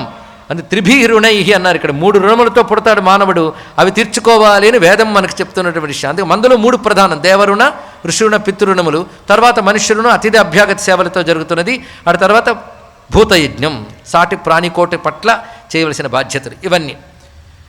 అయితే ఇక్కడ పితృదేవతలకు ఎందుకు చేయాలి? ఎవరి పుణ్యం వాళ్ళని కాపాడుతుంది కదా అంటే గొప్ప శ్లోకం చెప్తున్నాడండి ఇక్కడ తెలుసుకోవాల్సింది. ఎవరి పుణ్యం వాళ్ళని కాపాడవచ్చు. నీ తండ్రి తాతలు ముక్తి కూడా పొందిపోయి ఉండవచ్చు, కానీ వాళ్ళ వల్ల వచ్చిన శరీరం ఇక్కడే ఉంది కనుక ఈ శరీరం ఉన్నంతకాలం నీ కృతజ్ఞత ప్రకటించాలి. ఇది చాలా ప్రధానమైన ధర్మం. రెండవది, ఆ పితరుల్లో ఎవడు ఏ లోకంలో ఉన్నాడో నీకు తెలియదు. తమ పుణ్యంతో తామే తరించగలిగినంత పుణ్యం చేశారా అనే పితరుల్లో కొంతమంది అయినా తెలియదు. అదే సుపుణ్యాన్ అసుపుణ్యాస్తు క్షుక్షామాం తత్పరిప్లుతాన్ పిండోదక ప్రదానేన నరకర్మణ్యవస్థిత. గొప్ప మాట అండి ఇది. ఎందుకంటే నీ ఇంట్లో తల్లి తండ్రి ఆకలితో మలమల్లాడుతూ ఉంటే నువ్వు భోజనం చేస్తావా? నేను కలియుగం పిల్లల గురించి అడగట్లేదు. చేయకూడదుగా, వాళ్ళకి పెట్టాలిగా భోజనం. వాళ్ళకి పాపం సంపాదించుకోలేరు. ఒకప్పుడు సంపాదించుకున్న వయసు అంతా నీకోసం ఖర్చు చేశారు కనుక నీకు పోషించవలసిన బాధ్యత ఉంది. అలాగే పితరులు గతులు లేక ఎక్కడున్నారో వాళ్లకు పిండోదకములు అందుతున్నాయో లేదో, అది పొందగలిగే పుణ్యాలు వాళ్ళకు ఉన్నాయో లేవో. అంతేగాని నాన్న ఆకలితో ఉన్నాడు అనుకోండి, భోజనం దొరికే పుణ్యం నీకు లేదు నాన్న పో అంటావా? నువ్వు భోజనం పెట్టాలి. అదేవిధంగా ఆ పితరుల్లో ఎవరు ఏ లోకాల్లో ఉన్నారో తెలియదు. అందుకు నువ్వు చేసే ఆబ్దిక్ కర్మల ద్వారా నువ్వు నీ తండ్రి తాత ముత్తాత అన్నప్పటికీ కూడా పూర్వీకుల్లో ఎవరెవరు ఏ ఏ గతుల్లో ఉన్నారో వారందరికీ అందుతుంది. ఇది తెలుసుకోవాల్సింది. అది నీ బాధ్యత, అందుకు చెయ్యాలి. అదేవిధంగా దేవైర్ మనుష్యై పితృభిః ప్రీతైర్భూతై సగుహ్యకై దేవాన్ అతిథీనపి. దేవతలను అతిథులను అందరినీ సంతోషపెట్టినటువంటి గృహస్థు ఆ దేవతల చేత, పితృదేవతల చేత, ఆఖరికి భూతాదుల చేత కూడా రక్షింపబడతాడు, గౌరవింపబడతాడు. వాళ్ళ అనుగ్రహం ఉన్నప్పుడే సంపద వస్తుంది. వాళ్ళ అనుగ్రహం ఉన్నప్పుడే జీవించగలం. ఆరోగ్యం ఇత్యాదులన్నీ లభిస్తాయి. ఇవన్నీ లభిస్తేనే కదా వేదాంతము గురువు చర్చ. అంతే కదా. ఇప్పుడు ఇంటి నిండా దరిద్రం ఉందనుకోండి, అక్కడ దత్త చరిత్ర చెప్పండి, వివేక చూడమని చెప్పండి, వచ్చి కూర్చోం. కానీ అన్నీ సమకూడితేనే హాయిగా వచ్చి కూర్చున్నాం. అన్నీ సమకూడడానికి అందరి అనుగ్రహం వల్ల ఇలా ఉన్నాం. వాళ్ళ పట్ల కృతజ్ఞత తీర్చుకోవాలి. అందుకే దేవతారాధన కానీ పితృదేవతారాధన కానీ ఏదో వాళ్ళు ఇస్తారని కాకుండా ఎన్నో ఇచ్చారని కృతజ్ఞతతో చెయ్యాలి. ఈ మాట ఎప్పుడు గుర్తుపెట్టుకోవాల్సిన మహావాక్యాలు, ధర్మ సంబంధమైన వాక్యాలు. ఇవి లేనివాడు ఎన్ని కబుర్లు చెప్పినా అవి వాళ్ళ యొక్క పాండిత్యాన్ని తెలియజేస్తాయే తప్ప పరమార్థానికి లాభం లేదు ఇక్కడ. అందుకే ప్రవృత్తి మార్గం చాలా అవసరం. ఆ ప్రవృత్తి మార్గాన్ని చెప్పు. పైగా ఒక్క నరుడు ఎందరి వల్ల బ్రతుకుతున్నాడో తెలుసా? ఇది ఎంత గొప్ప ఆలోచన అండి. ఇది వేదాంతం అనేది పక్కన పెడితే ఇవాళ మన ఎగ్జిస్టెన్స్ అనేది ఏదైతే ఉందో, మన జీవితం అనేది ఉందో, అది ఎందరి వల్ల ఉన్నదో. ఆఖరికి వయోభిః కృమికీటశ్చ నరయేవ ఉపజీవ్యతే. పక్షుల చేత, క్రిముల చేత, పురుగుల చేత, ఎందరి చేతను మనం బ్రతుకున్నాం ఇక్కడ అన్ని సహకరిస్తేను. ఆఖరికి లోపల బయట కూడా కొన్ని జీవులు సహకరించాలి, లేకపోతే బ్రతుకు వెళ్ళమారదు. మన కంటికి కనబడిన జీవి నుంచి కంటికి కనబడుతున్న జీవుల వరకు, ఇంకా కంటికి కనబడిన దేవతల వరకు. అంటే కంటికి కనబడిన సూక్ష్మ క్రిమిలు మొదలైన వాటి మొదలుకొని కంటికి కనబడుతున్న జంతువులు మనుష్యులతో మధ్యలోకి వచ్చి కంటికి కనబడిన దేవతల వరకు ఎందరూ సహాయపడితేనే ఈ శరీరం ఉన్నది. కనుకనే మన బాధ్యత, కృతజ్ఞత ప్రకటించాలి. హిందూ మతం మొత్తానికి కలిపి ఒక్క పేరు పెట్టు అంటే హిందూ ధర్మం అనగా కృతజ్ఞతా ధర్మం. తెలుసుకోండి, ఇక్కడ గ్రేట్ఫుల్నెస్, థ్యాంక్స్ చెప్పడం అంటే ఇంకేమిటండి? ఇక్కడ ఎందరి పట్ల కృతజ్ఞత ప్రకటించడమే ప్రవృత్తి ధర్మంలో చెప్పబడుతుంది. ఇలాంటి ప్రవృత్తి ధర్మం నువ్వు సకామంగా చేసేవనుకో కోరికలు తీరుతాయి. నిష్కామంగా చేస్తే చిత్తశుద్ధి వస్తుంది. చిత్తశుద్ధి వస్తే జ్ఞానం అర్థమవుతుంది. చిత్తశుద్ధి ఉన్నవాడికే జ్ఞానం అర్థమవుతుంది, వాడికి మోక్షం లభిస్తుంది. తెలిసింది కదా. కానీ ప్రవృత్తి మార్గంలో ఉన్నవాడు సకామంగా చేసినా అభిష్ట స్థితి పొందుతాడు, పతనం కాడు, మంచి స్థితులకు వెళ్తాడు, తర్వాత మళ్ళీ జన్మలు ఉంటాయి. నిష్కామంగా చేసేవా చిత్తశుద్ధి ఏర్పడి ఈ జన్మలోనే జ్ఞానం, మోక్షం లభించవచ్చు, కానీ విడిచిపెట్టరాదు. అందుకే ప్రవృత్తి ధర్మంలో ఇది ముఖ్యం. ఇది చెప్తూ ఉంటే సరే చెప్తానని చెప్పి ఆ ప్రవృత్తి మార్గం బోధించింది. ముఖ్యంగా వీరి స్వధర్మం ఏమిటి? రాజులు అంటే పాలకులు. పాలకుల స్వధర్మం ధర్మబద్ధంగా పాలించాలి. ధర్మబద్ధంగా పాలించాలంటే రాజనీతి శాస్త్రం ఒకటి ఉంటుంది. ఎందుకంటే మనుషులందరూ ఒకలా ఉండరు, దాన్ని బట్టి పాలన కూడా ఒకలా ఉండదు. మనుషులకు తగ్గట్టు కొందరిని శిక్షించాలి, కొందరిని రక్షించాలి. అది వ్యవస్థ, దానికే దండనీతి శాస్త్రం అంటారు. అదేవిధంగా ఆర్థిక వనరులు ఎలా కాపాడాలి, ఎలా పంచాలో చెప్పే అర్థనీతి శాస్త్రం. ఇలా ఎన్నో చెప్పబడుతున్నాయి. ఇవన్నీ కలుపుకుని రాజనీతులు ఉంటాయి. అన్వీక్షకి, త్రయీ, వార్త, దండనీతి, ఇవన్నీ రాజనీతి శాస్త్రాలు ఉన్నాయి. ఈ మాటలు ఎందుకు చెప్తున్నామంటే రాజ్యం ఎలా పాలించాలనడానికి కూడా శాస్త్రాలు మనకు ఉన్నాయి అనే విషయం తెలుసుకోవడానికైనా ఇది వినాలండి ఇక్కడ. ఎందుకంటే మన ప్రాచీన గ్రంథాలనే మత గ్రంథాలు అనుకుంటున్నాం. పొలిటికల్ సైన్స్ చెప్తున్నాడు, పొలిటికల్ అడ్మినిస్ట్రేషన్ చెప్తున్నాడు, ఎకనామిక్స్ చెప్తున్నాడు. ఇక్కడ ఎలా ఉండాలనేటువంటిది, ఇక్కడ రాజు ఎలా ఉండాలి, ఎలా పాలించాలి. అదేవిధంగా తాను వ్యక్తిగా ముందు కుటుంబంలో ఒక వ్యక్తి, అతడు తల్లిదండ్రులకు పుత్రుడు, భార్యకి భర్త, ఆ ధర్మాలు ఎలా పాటించాలి. వర్ణాశ్రమ సదాచారం, శ్రాద్ధకల్పం సవిస్తరం, యజ్ఞ దాన విధానంచ, తాను చేయవలసిన యజ్ఞములు, దానములు, ప్రజారంజనమేవచ, తర్వాత ప్రజల్ని రంజింపజేసేటట్లుగా. రంజింపజేయటం ఎంటర్టైన్మెంట్ కాదు. ఈ రోజుల్లో ప్రజలకు ఎంటర్టైన్మెంట్ ఇచ్చి తద్వారా డబ్బు తీసుకుని ప్రజలు నిద్రపుచ్చేటువంటి దొంగ నాయకులు ఎక్కువైపోతున్న కాలంలో ఉన్నాం మనం. ఎంటర్టైన్మెంట్లతో ప్రజల్ని మభ్యపరిచి సత్యాల్ని కప్పిపుచ్చి వాళ్ళని మత్తెక్కించి మైమరపించి మళ్ళీ పదవిలోకి రావాలని పాలించే రాజులు ఈ దేశాన్ని ఒకప్పుడు పాలించలేదు, రాజర్షులు పాలించారు. అదే ప్రజారంజనం అంటే వాళ్ళకు ఆనందకరమైన, క్షేమంకరమైన జీవనాన్ని ఇవ్వడం, అది చేస్తూ పాలించాలి. ఇలా ప్రవృత్తి మార్గంలో ఏవేవి చెప్పాలో అన్నీ చెప్పింది అండి ఆ తల్లి. అంటే ఆవిడ అన్నీ తెలుసు. చూడండి, అన్నీ తెలుసు కనుకనే జ్ఞానం చెప్పింది ఆవిడ. అదే నాకు ఇవన్నీ తెలియదండి, వేదాంత శాస్త్రమే తెలుసు అంటే కంప్లీట్నెస్ లేదు. ఇవన్నీ తెలుసు కనుకనే ఇవి వ్యవహారానికి అవసరం కానీ పరమార్థానికి కావని తెలుసు ఆవిడకి. సర్వజ్ఞురాలు. అందుకే జ్ఞాన్ని సర్వజ్ఞుడడానికి ఇది కూడా ఒక కారణమే. అందుకే ఇవన్నీ బోధించింది. సయేవ ఉపదిష్ట సన్ మాత్రా సంప్రాప్త యవ్వన. ఈ విధంగా తల్లి ద్వారా చక్కగా ప్రవృత్తి మార్గం తెలుసుకున్నటువంటి పిల్లవాడు అద్భుతంగా ఎదిగి విద్యలన్నిట్లో రాణించి ధర్మబద్ధంగా ఉదాత్తమైన వ్యక్తిత్వంతో, అంటే గొప్ప పర్సనాలిటీతో చక్కగా పాలన చేశాడు. తండ్రి కూడా ఋతుధ్వజుడు సకాలంలో ఈ పుత్రుడికి పట్టాభిషిక్తుడిని చేసి ఆనందంగా భార్యతో సహా వానప్రస్థాశ్రమానికి చేరుకున్నాడు. ఇదండి భారతీయ రాజ్య వ్యవస్థ. తనకు సింహాసనం ఎక్కినప్పుడే ఎప్పటికో ఇప్పుడు ఇది విడిచిపెట్టి ఆత్మవిచారణకు వెళ్ళిపోతాను అని సంసిద్ధుడవుతారు. అదే భారతీయ రాజర్షుల చరిత్ర. అందుకే పుత్రుడికి అప్పగించి భార్య సహితుడై వానప్రస్థానికి వెళ్తూ ఉన్నాడు. అప్పుడు తండ్రి తల్లి వెళ్ళిపోతాడు. దుఃఖం వచ్చింది పిల్లవాడికి. నమస్కారం చేశాడు. అప్పటికే రాజ్యపాలన చక్కగా చేస్తున్నాడు. ఆయనకి వివాహమైంది, ఎవరికి? అలర్కుడికి. చక్కటి సంతానం కలిగింది. సంతానం కూడా ప్రయోజకులయ్యారు. అప్పుడు వాళ్ళు వెళుతున్నారు వానప్రస్థాశ్రమానికి. ఎవరు? పెద్దవాళ్ళు. వెళుతూ ఉంటే ఆ తల్లి పిలిచి ఏకాంతంలో, నీకు ఉంగరం ఇస్తున్నాను తీసుకోనైనా అని చెందటండి. ఇక్కడ ఉంగరం ఇస్తున్నాను కానీ అది ఒట్టి ఉంగరం కాదు, ఇప్పుడు పెట్టుకో. ఎప్పుడైనా భరించలేని దుఃఖం కలిగినప్పుడు ఆ ఉంగరంలో నేను చిన్న అక్షరాలతో ఏది వ్రాసున్నానో అది చదువు, అది నీకు పనికొస్తుంది అని చెప్పింది తల్లి. ఉంగరం లోపల చిన్న అక్షరాలతో కాగితం మీద రాసి అది ఉండ చుట్టూ ఉంగరంలో పెట్టేసిందండి ఆ తల్లి. నీ కష్టం కలిగినప్పుడు అంటే ఒక మాట అంటుంది, ప్రవృత్తి మార్గంలో ఉన్నవాడికి కష్టం తప్పదు నాయన, సంసారం యొక్క లక్షణం అది అన్నది ఇక్కడ. అయితే నీకు నేను నేర్పినటువంటి తెలివితేటలు ధర్మంతో ప్రతిదాన్ని నువ్వు ఎదుర్కొని రాగలవు. ప్రతిసారి అది తీసి అదేదో మాయామంత్రం అనుకోకు.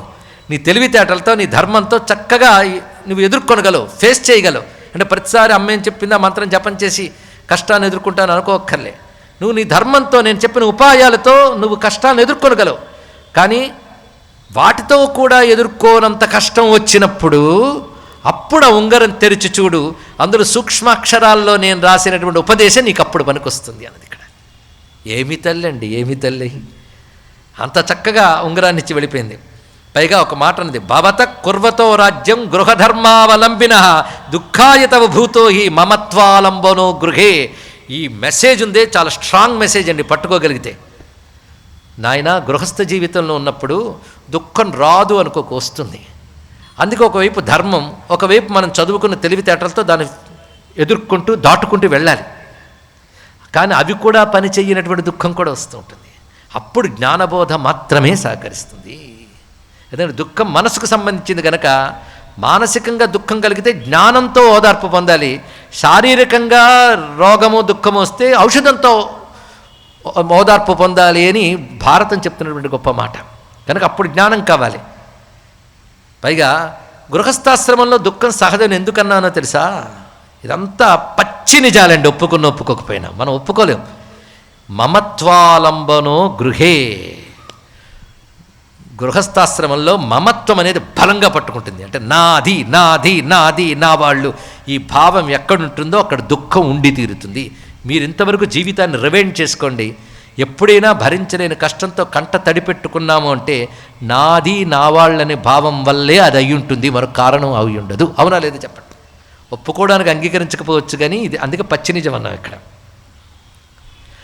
అలాంటి మమత్వాలంబనం గృహస్థాశ్రమంలో ప్రవృత్తి మార్గాలు ఉంటుంది కనుక ఎప్పుడైనా యదా దుఃఖం అసహ్యం తే అసహ్యం. అసహ్యం అంటే భరించలేనిది అని అర్థం. భరించలేని దుఃఖం కలిగినప్పుడు శత్రుబాధోదయం, ఎదుర్కొనలేని శత్రుబాధ నీకు తారసపడినప్పుడు విత్తనాశ ఆత్మసంభవం, నీకు సంబంధించిన ధనము నాశనమైనప్పుడు, ప్రియబంధువులు వియోగం జరిగినప్పుడు దుఃఖం కలగడానికి ఇన్ని కారణాలు ఉంటాయి. వీటిని నువ్వు సవరించలేనంత స్థితిలో ఈ దుఃఖం కలిగితే అప్పుడు దీన్ని చూడు అని చెప్పి ఆ తల్లి అక్కడి నుంచి నిష్క్రమించింది భర్తతో పాటు వానప్రస్థాశ్రమానికి. ఇతడు చక్కగా రాజ్యపాలన చేస్తున్నాడు మహానుభావుడు. కువలయాసుడితో కలిసి అనగా ఋతుధ్వజునితో కలిసి మదాలస ఎప్పుడైతే వానప్రస్థాశ్రమానికి వెళ్ళిందో తపసే కాననయౌ, అప్పుడు తండ్రి యొక్క ధర్మాన్ని చక్కగా పాటిస్తూ యథా న్యాయం, న్యాయ ప్రకారంగా స్వే అవస్థితా ధర్మత పాలయామాస. ప్రతివారిని వారి వారి వృత్తుల్లో చక్కగా అభ్యుదయం సాధించేటట్టుగా రాజ్యపాలన చేశాడు మహానుభావుడైనటువంటి అలర్కుడు. ఆ రాజ్యపాలన ఎలా చేశాడో 2-3 శ్లోకాల్లో చెప్తున్నారండి. అలాంటి పాలనలో ఇది ఏ కాలానికైనా పనికొచ్చేటటువంటిది అనే విషయం ఎవరైనా అంగీకరిస్తారు. దుష్టేషు దండం శిష్టేషు పరిపాలనం ఈశ్వర. రాజైన వాడు ఏంటంటే ఎవరు ధర్మం తప్పారో వాళ్ళ తప్పుల్ని కప్పిపుచ్చకుండా, అవినీతికి చోటియ్యకుండా అవినీతి పరుల్ని శిక్షిస్తూ ఉన్నాడు. ఎవరు నీతి పరులో వారికి చక్కని పాలన ఇస్తున్నాడు. కనుక రాజు యొక్క సుపరిపాలన ఎవరికయ్యా అంటే చట్టం ప్రకారం న్యాయం ప్రకారం ఉండేవారికి సుపరిపాలన, ఆ రెండు అతిక్రమించే వారికి శిక్షణ. ఇది చేయడమే నిజమైన రాజ్యపాలన. ఆ రెండు చెయ్యనంత కాలం రాజ్యానికి సువ్యవస్థ రాదు. దుష్టేషు దండం శిష్టేషు పరిపాలనం ఈశ్వర కుర్వన్ పరాముదయం ముదల్లేభే. అవి చేస్తూ ఆనందిస్తున్నట్ట. చూసారా, తన కోసం ఇవి ఉపయోగ చేసుకుంటూ కాదు, రాజ్యపాలన చక్కగా చేస్తూ ఆనందిస్తున్నాడు. అంతేకాకుండా రాజ్యం క్షేమంగా ఉండడం కోసం, దేవతల సంతృప్తి కోసం చెయ్యవలసిన యజ్ఞములు కూడా చక్కగా ఆచరిస్తున్నాడు. ఇది రాజధర్మంలో మరొకటి. మహాబలపరాక్రమ సంపన్నుడై మహాత్ములు ధర్మాత్ములైన మంత్రుల యొక్క సహాయంతో ధర్మాన్ని నిలుపుతూ రాజ్యపాలన చేస్తూ తాను రాజ్య నిర్వహణకి, తమ కుటుంబ పోషణకి అర్థ సంపాదన కూడా చేస్తున్నాడు. ఎలా చేస్తున్నాడంటే, ఇది కేవలం రాజుకే కాదండి, ప్రతి వ్యక్తి తెలుసుకోవాలి. అర్థ సంపాదన ఎలా చేయాలి అంటే, డబ్బు ఎలా సంపాదించాలో చెప్తున్నాడు ఇక్కడ. చకార సోర్థం ధర్మేణ ధర్మమర్థేన చ ఆత్మవాన్ తయోశ్చైవ అవిరోధేన బుభుజే విషయానపి. అందరికీ పనికొచ్చే విషయాలు పురాణాల్లో ఏ కాలానికైనా పనికొచ్చే ఉంటాయా అని ప్రశ్న వేస్తే పుంఖానుపుంఖాలుగా ఉంటాయని నిన్ను చెప్పుకున్నాం. దానికి ఇదొక తార్కాణం. ఈ శ్లోకాలు ఎందుకు చెప్తున్నామంటే, ఇవి కొటేషన్స్ లాగా రాసి పాఠాల్లాగా ప్రతి పాఠశాలలో, ప్రతి కళాశాలలో, విశ్వవిద్యాలయాల్లో, ఇంకా చెప్పాలి అంటే శాసనసభా భవనాల్లో కూడా చెప్పాలండి. ఇక్కడ అర్థం ధర్మేణ అంటే ధనాన్ని ధర్మముతో సంపాదిస్తున్నారు, అర్థముతో ధర్మాన్ని సాధిస్తున్నారు. చూసారా, అంటే ధర్మముతో ధన సంపాదన, ధనంతో ధర్మ సాధన. ధనంతో ఏం చేస్తున్నారు? ధర్మ ప్రతిష్టాపన. భోగం లేదా అంటే ధర్మబద్ధమైన భోగం. ధర్మబద్ధమైన భోగం అనుభవించడం, ధర్మానికి ధనాన్ని వినియోగించడం. ధనానికి కొన్ని రెండు ప్రయోజనాలు: ధర్మబద్ధంగా భోగించుట, ధర్మానికి వినియోగించుట. అది ఆ అర్థం కూడా ధర్మబద్ధంగా సంపాదించాలి. అంతేగా నేను ఎంత అవినీతి సొమ్ము తీసుకున్నా హుండీలో మాత్రం నెలకి ఏడాదికి 10% వేస్తానండి అన్నాడు ఒక ఆయన. వాడిని ధార్మిక అని బిరుదు ఇచ్చేస్తామండి. అయితే అవార్డు ఇచ్చే సంస్థలు మనవాళ్ళు అయితే ఇచ్చేస్తారు, దానికి ఏం పోయింది. అలాగా బిరుదులు కొనుక్కోవడం కూడా మనకు తెలుసు. కానీ ఇటువంటి వాళ్ళు ధర్మబంధువులు కారండి. ఇక్కడ అధర్మ ఆర్జన ఎవడుకుంటుందో వాడు ధర్మాచరణకు అనర్హుడు. వాడు చేసిన ధర్మాచరణ వ్యర్థము. తెలుసుకోండి ఇక్కడ. అందుకే అర్థ సంపాదనలో ధర్మం ఉండాలి, అర్థాన్ని ధర్మానికై వినియోగించాలి, ధర్మముతో కొన్ని భోగానికి వినియోగించాలి. దీనిని ధర్మార్థ అవిరోధము అంటారు ఇక్కడ. అంటే ధర్మానికి అర్థంతో, అర్థానికి ధర్మంతో ఏ విరోధము లేకుండా జీవించడం. ఆ జీవితాన్ని గడిపాడు మహానుభావుడు నలర్కుడు. ఈ ఒక్క వర్ణనలో జీవిత నిర్వహణ ఎలా ఉండాలో అంత చక్కగా చెప్పాడు. ఇలా బహుకాలం జరుగుతున్నది. బహుకాలం ఏంటి, ఆయనకి పిల్లలు అప్పటికి ఉన్నారు, పిల్లలకి పిల్లలు పుట్టారు, ఇంకా రాజ్యపాలన చేస్తున్నాడు. భోగము అది. అక్కడెక్కడో అరణ్యాల్లో ఉన్నటువంటి తమ్ముళ్లలో ఒక ఆయన చూశాడు. ఏమిటి మావాడు ఇంకా ఏదో ప్రవృత్తి మార్గం అంటే ప్రవృత్తి మార్గం ఎంతవరకు? అదండి, కామా పెట్టడం తెలియాలి, ఫుల్ స్టాప్ పెట్టడం తెలియాలి. ఎంతవరకు ప్రశ్న. తిన్నన్నమే తింటూ, కట్టిన బట్టే కట్టుకుంటూ, మళ్ళీ ఎప్పుడు ఇదే కూరైనా విసుక్కుంటూ, మళ్ళీ అదొకటి పోవు ఇక్కడ.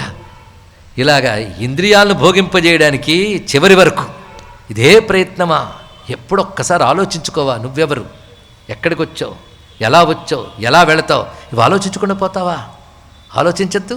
ప్రవృత్తి మార్గం అన్నావు, ధర్మం కోసం సంతానాన్ని కనడం, తద్వారా పితృణం తీర్చుకోవడం అన్న, అవి అయ్యి సంతానం కలిగారు. ఆ సంతానాన్ని కూడా సంతానం కలుగుతున్నారు, భోగాలు పెరిగిపోతున్నాయి. ఇంకా విచారంలోకి రావా? ఎలాంటి తల్లికి పుట్టో అది గొప్ప మాట. అంత తల్లికి పుట్టు నువ్వు ఇంకా ఇందులో ఉంటావా అని చెప్తే జ్ఞానం వస్తుందా? పోవై పెద్ద చెప్పొచ్చో అనొచ్చు. అతడికే ఎరుక కలిగేలా చెయ్యాలి అనుకున్నాడు తమ్ముళ్ళలో ఒకడు. అతడికి మేల్కొల్పు పలకాలి అనుకున్నాడు. వెంటనే ఒక ప్రణాళిక వేశాడు.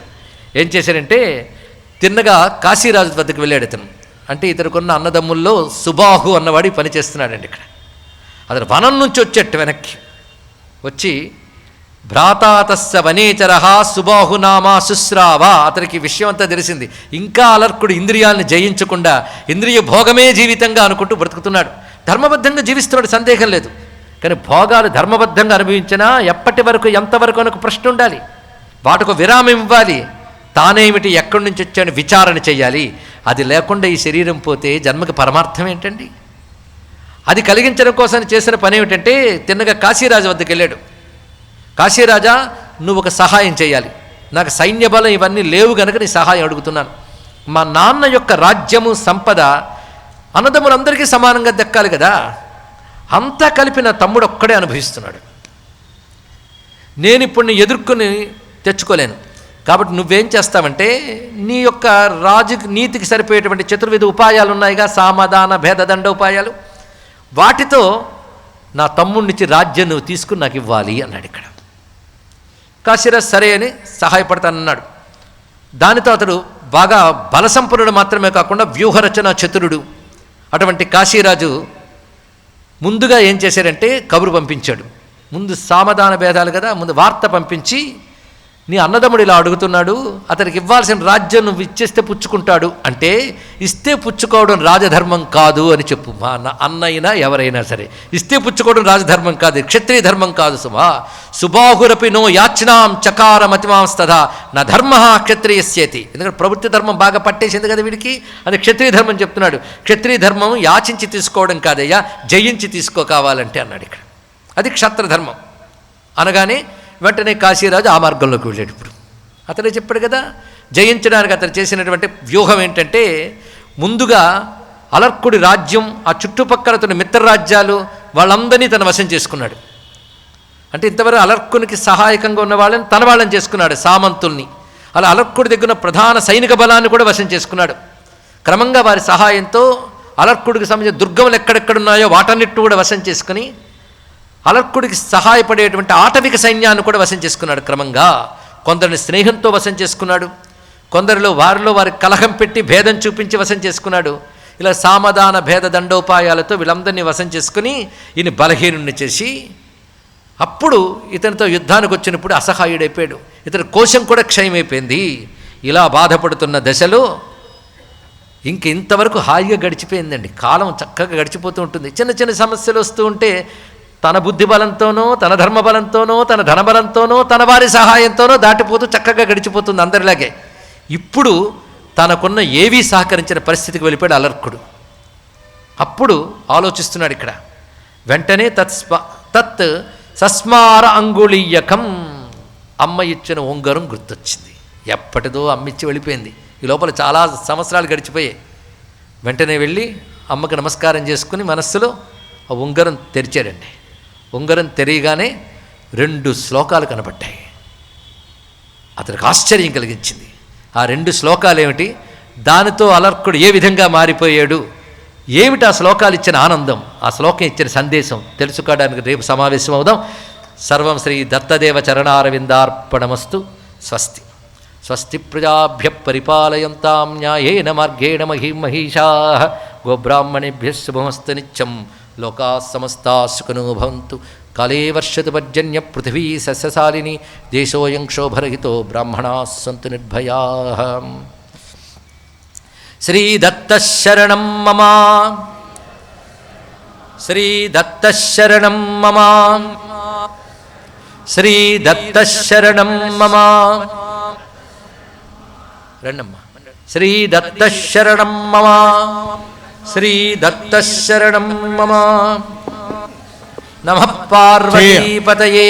హర హర మహాదేవ. జయదేవ.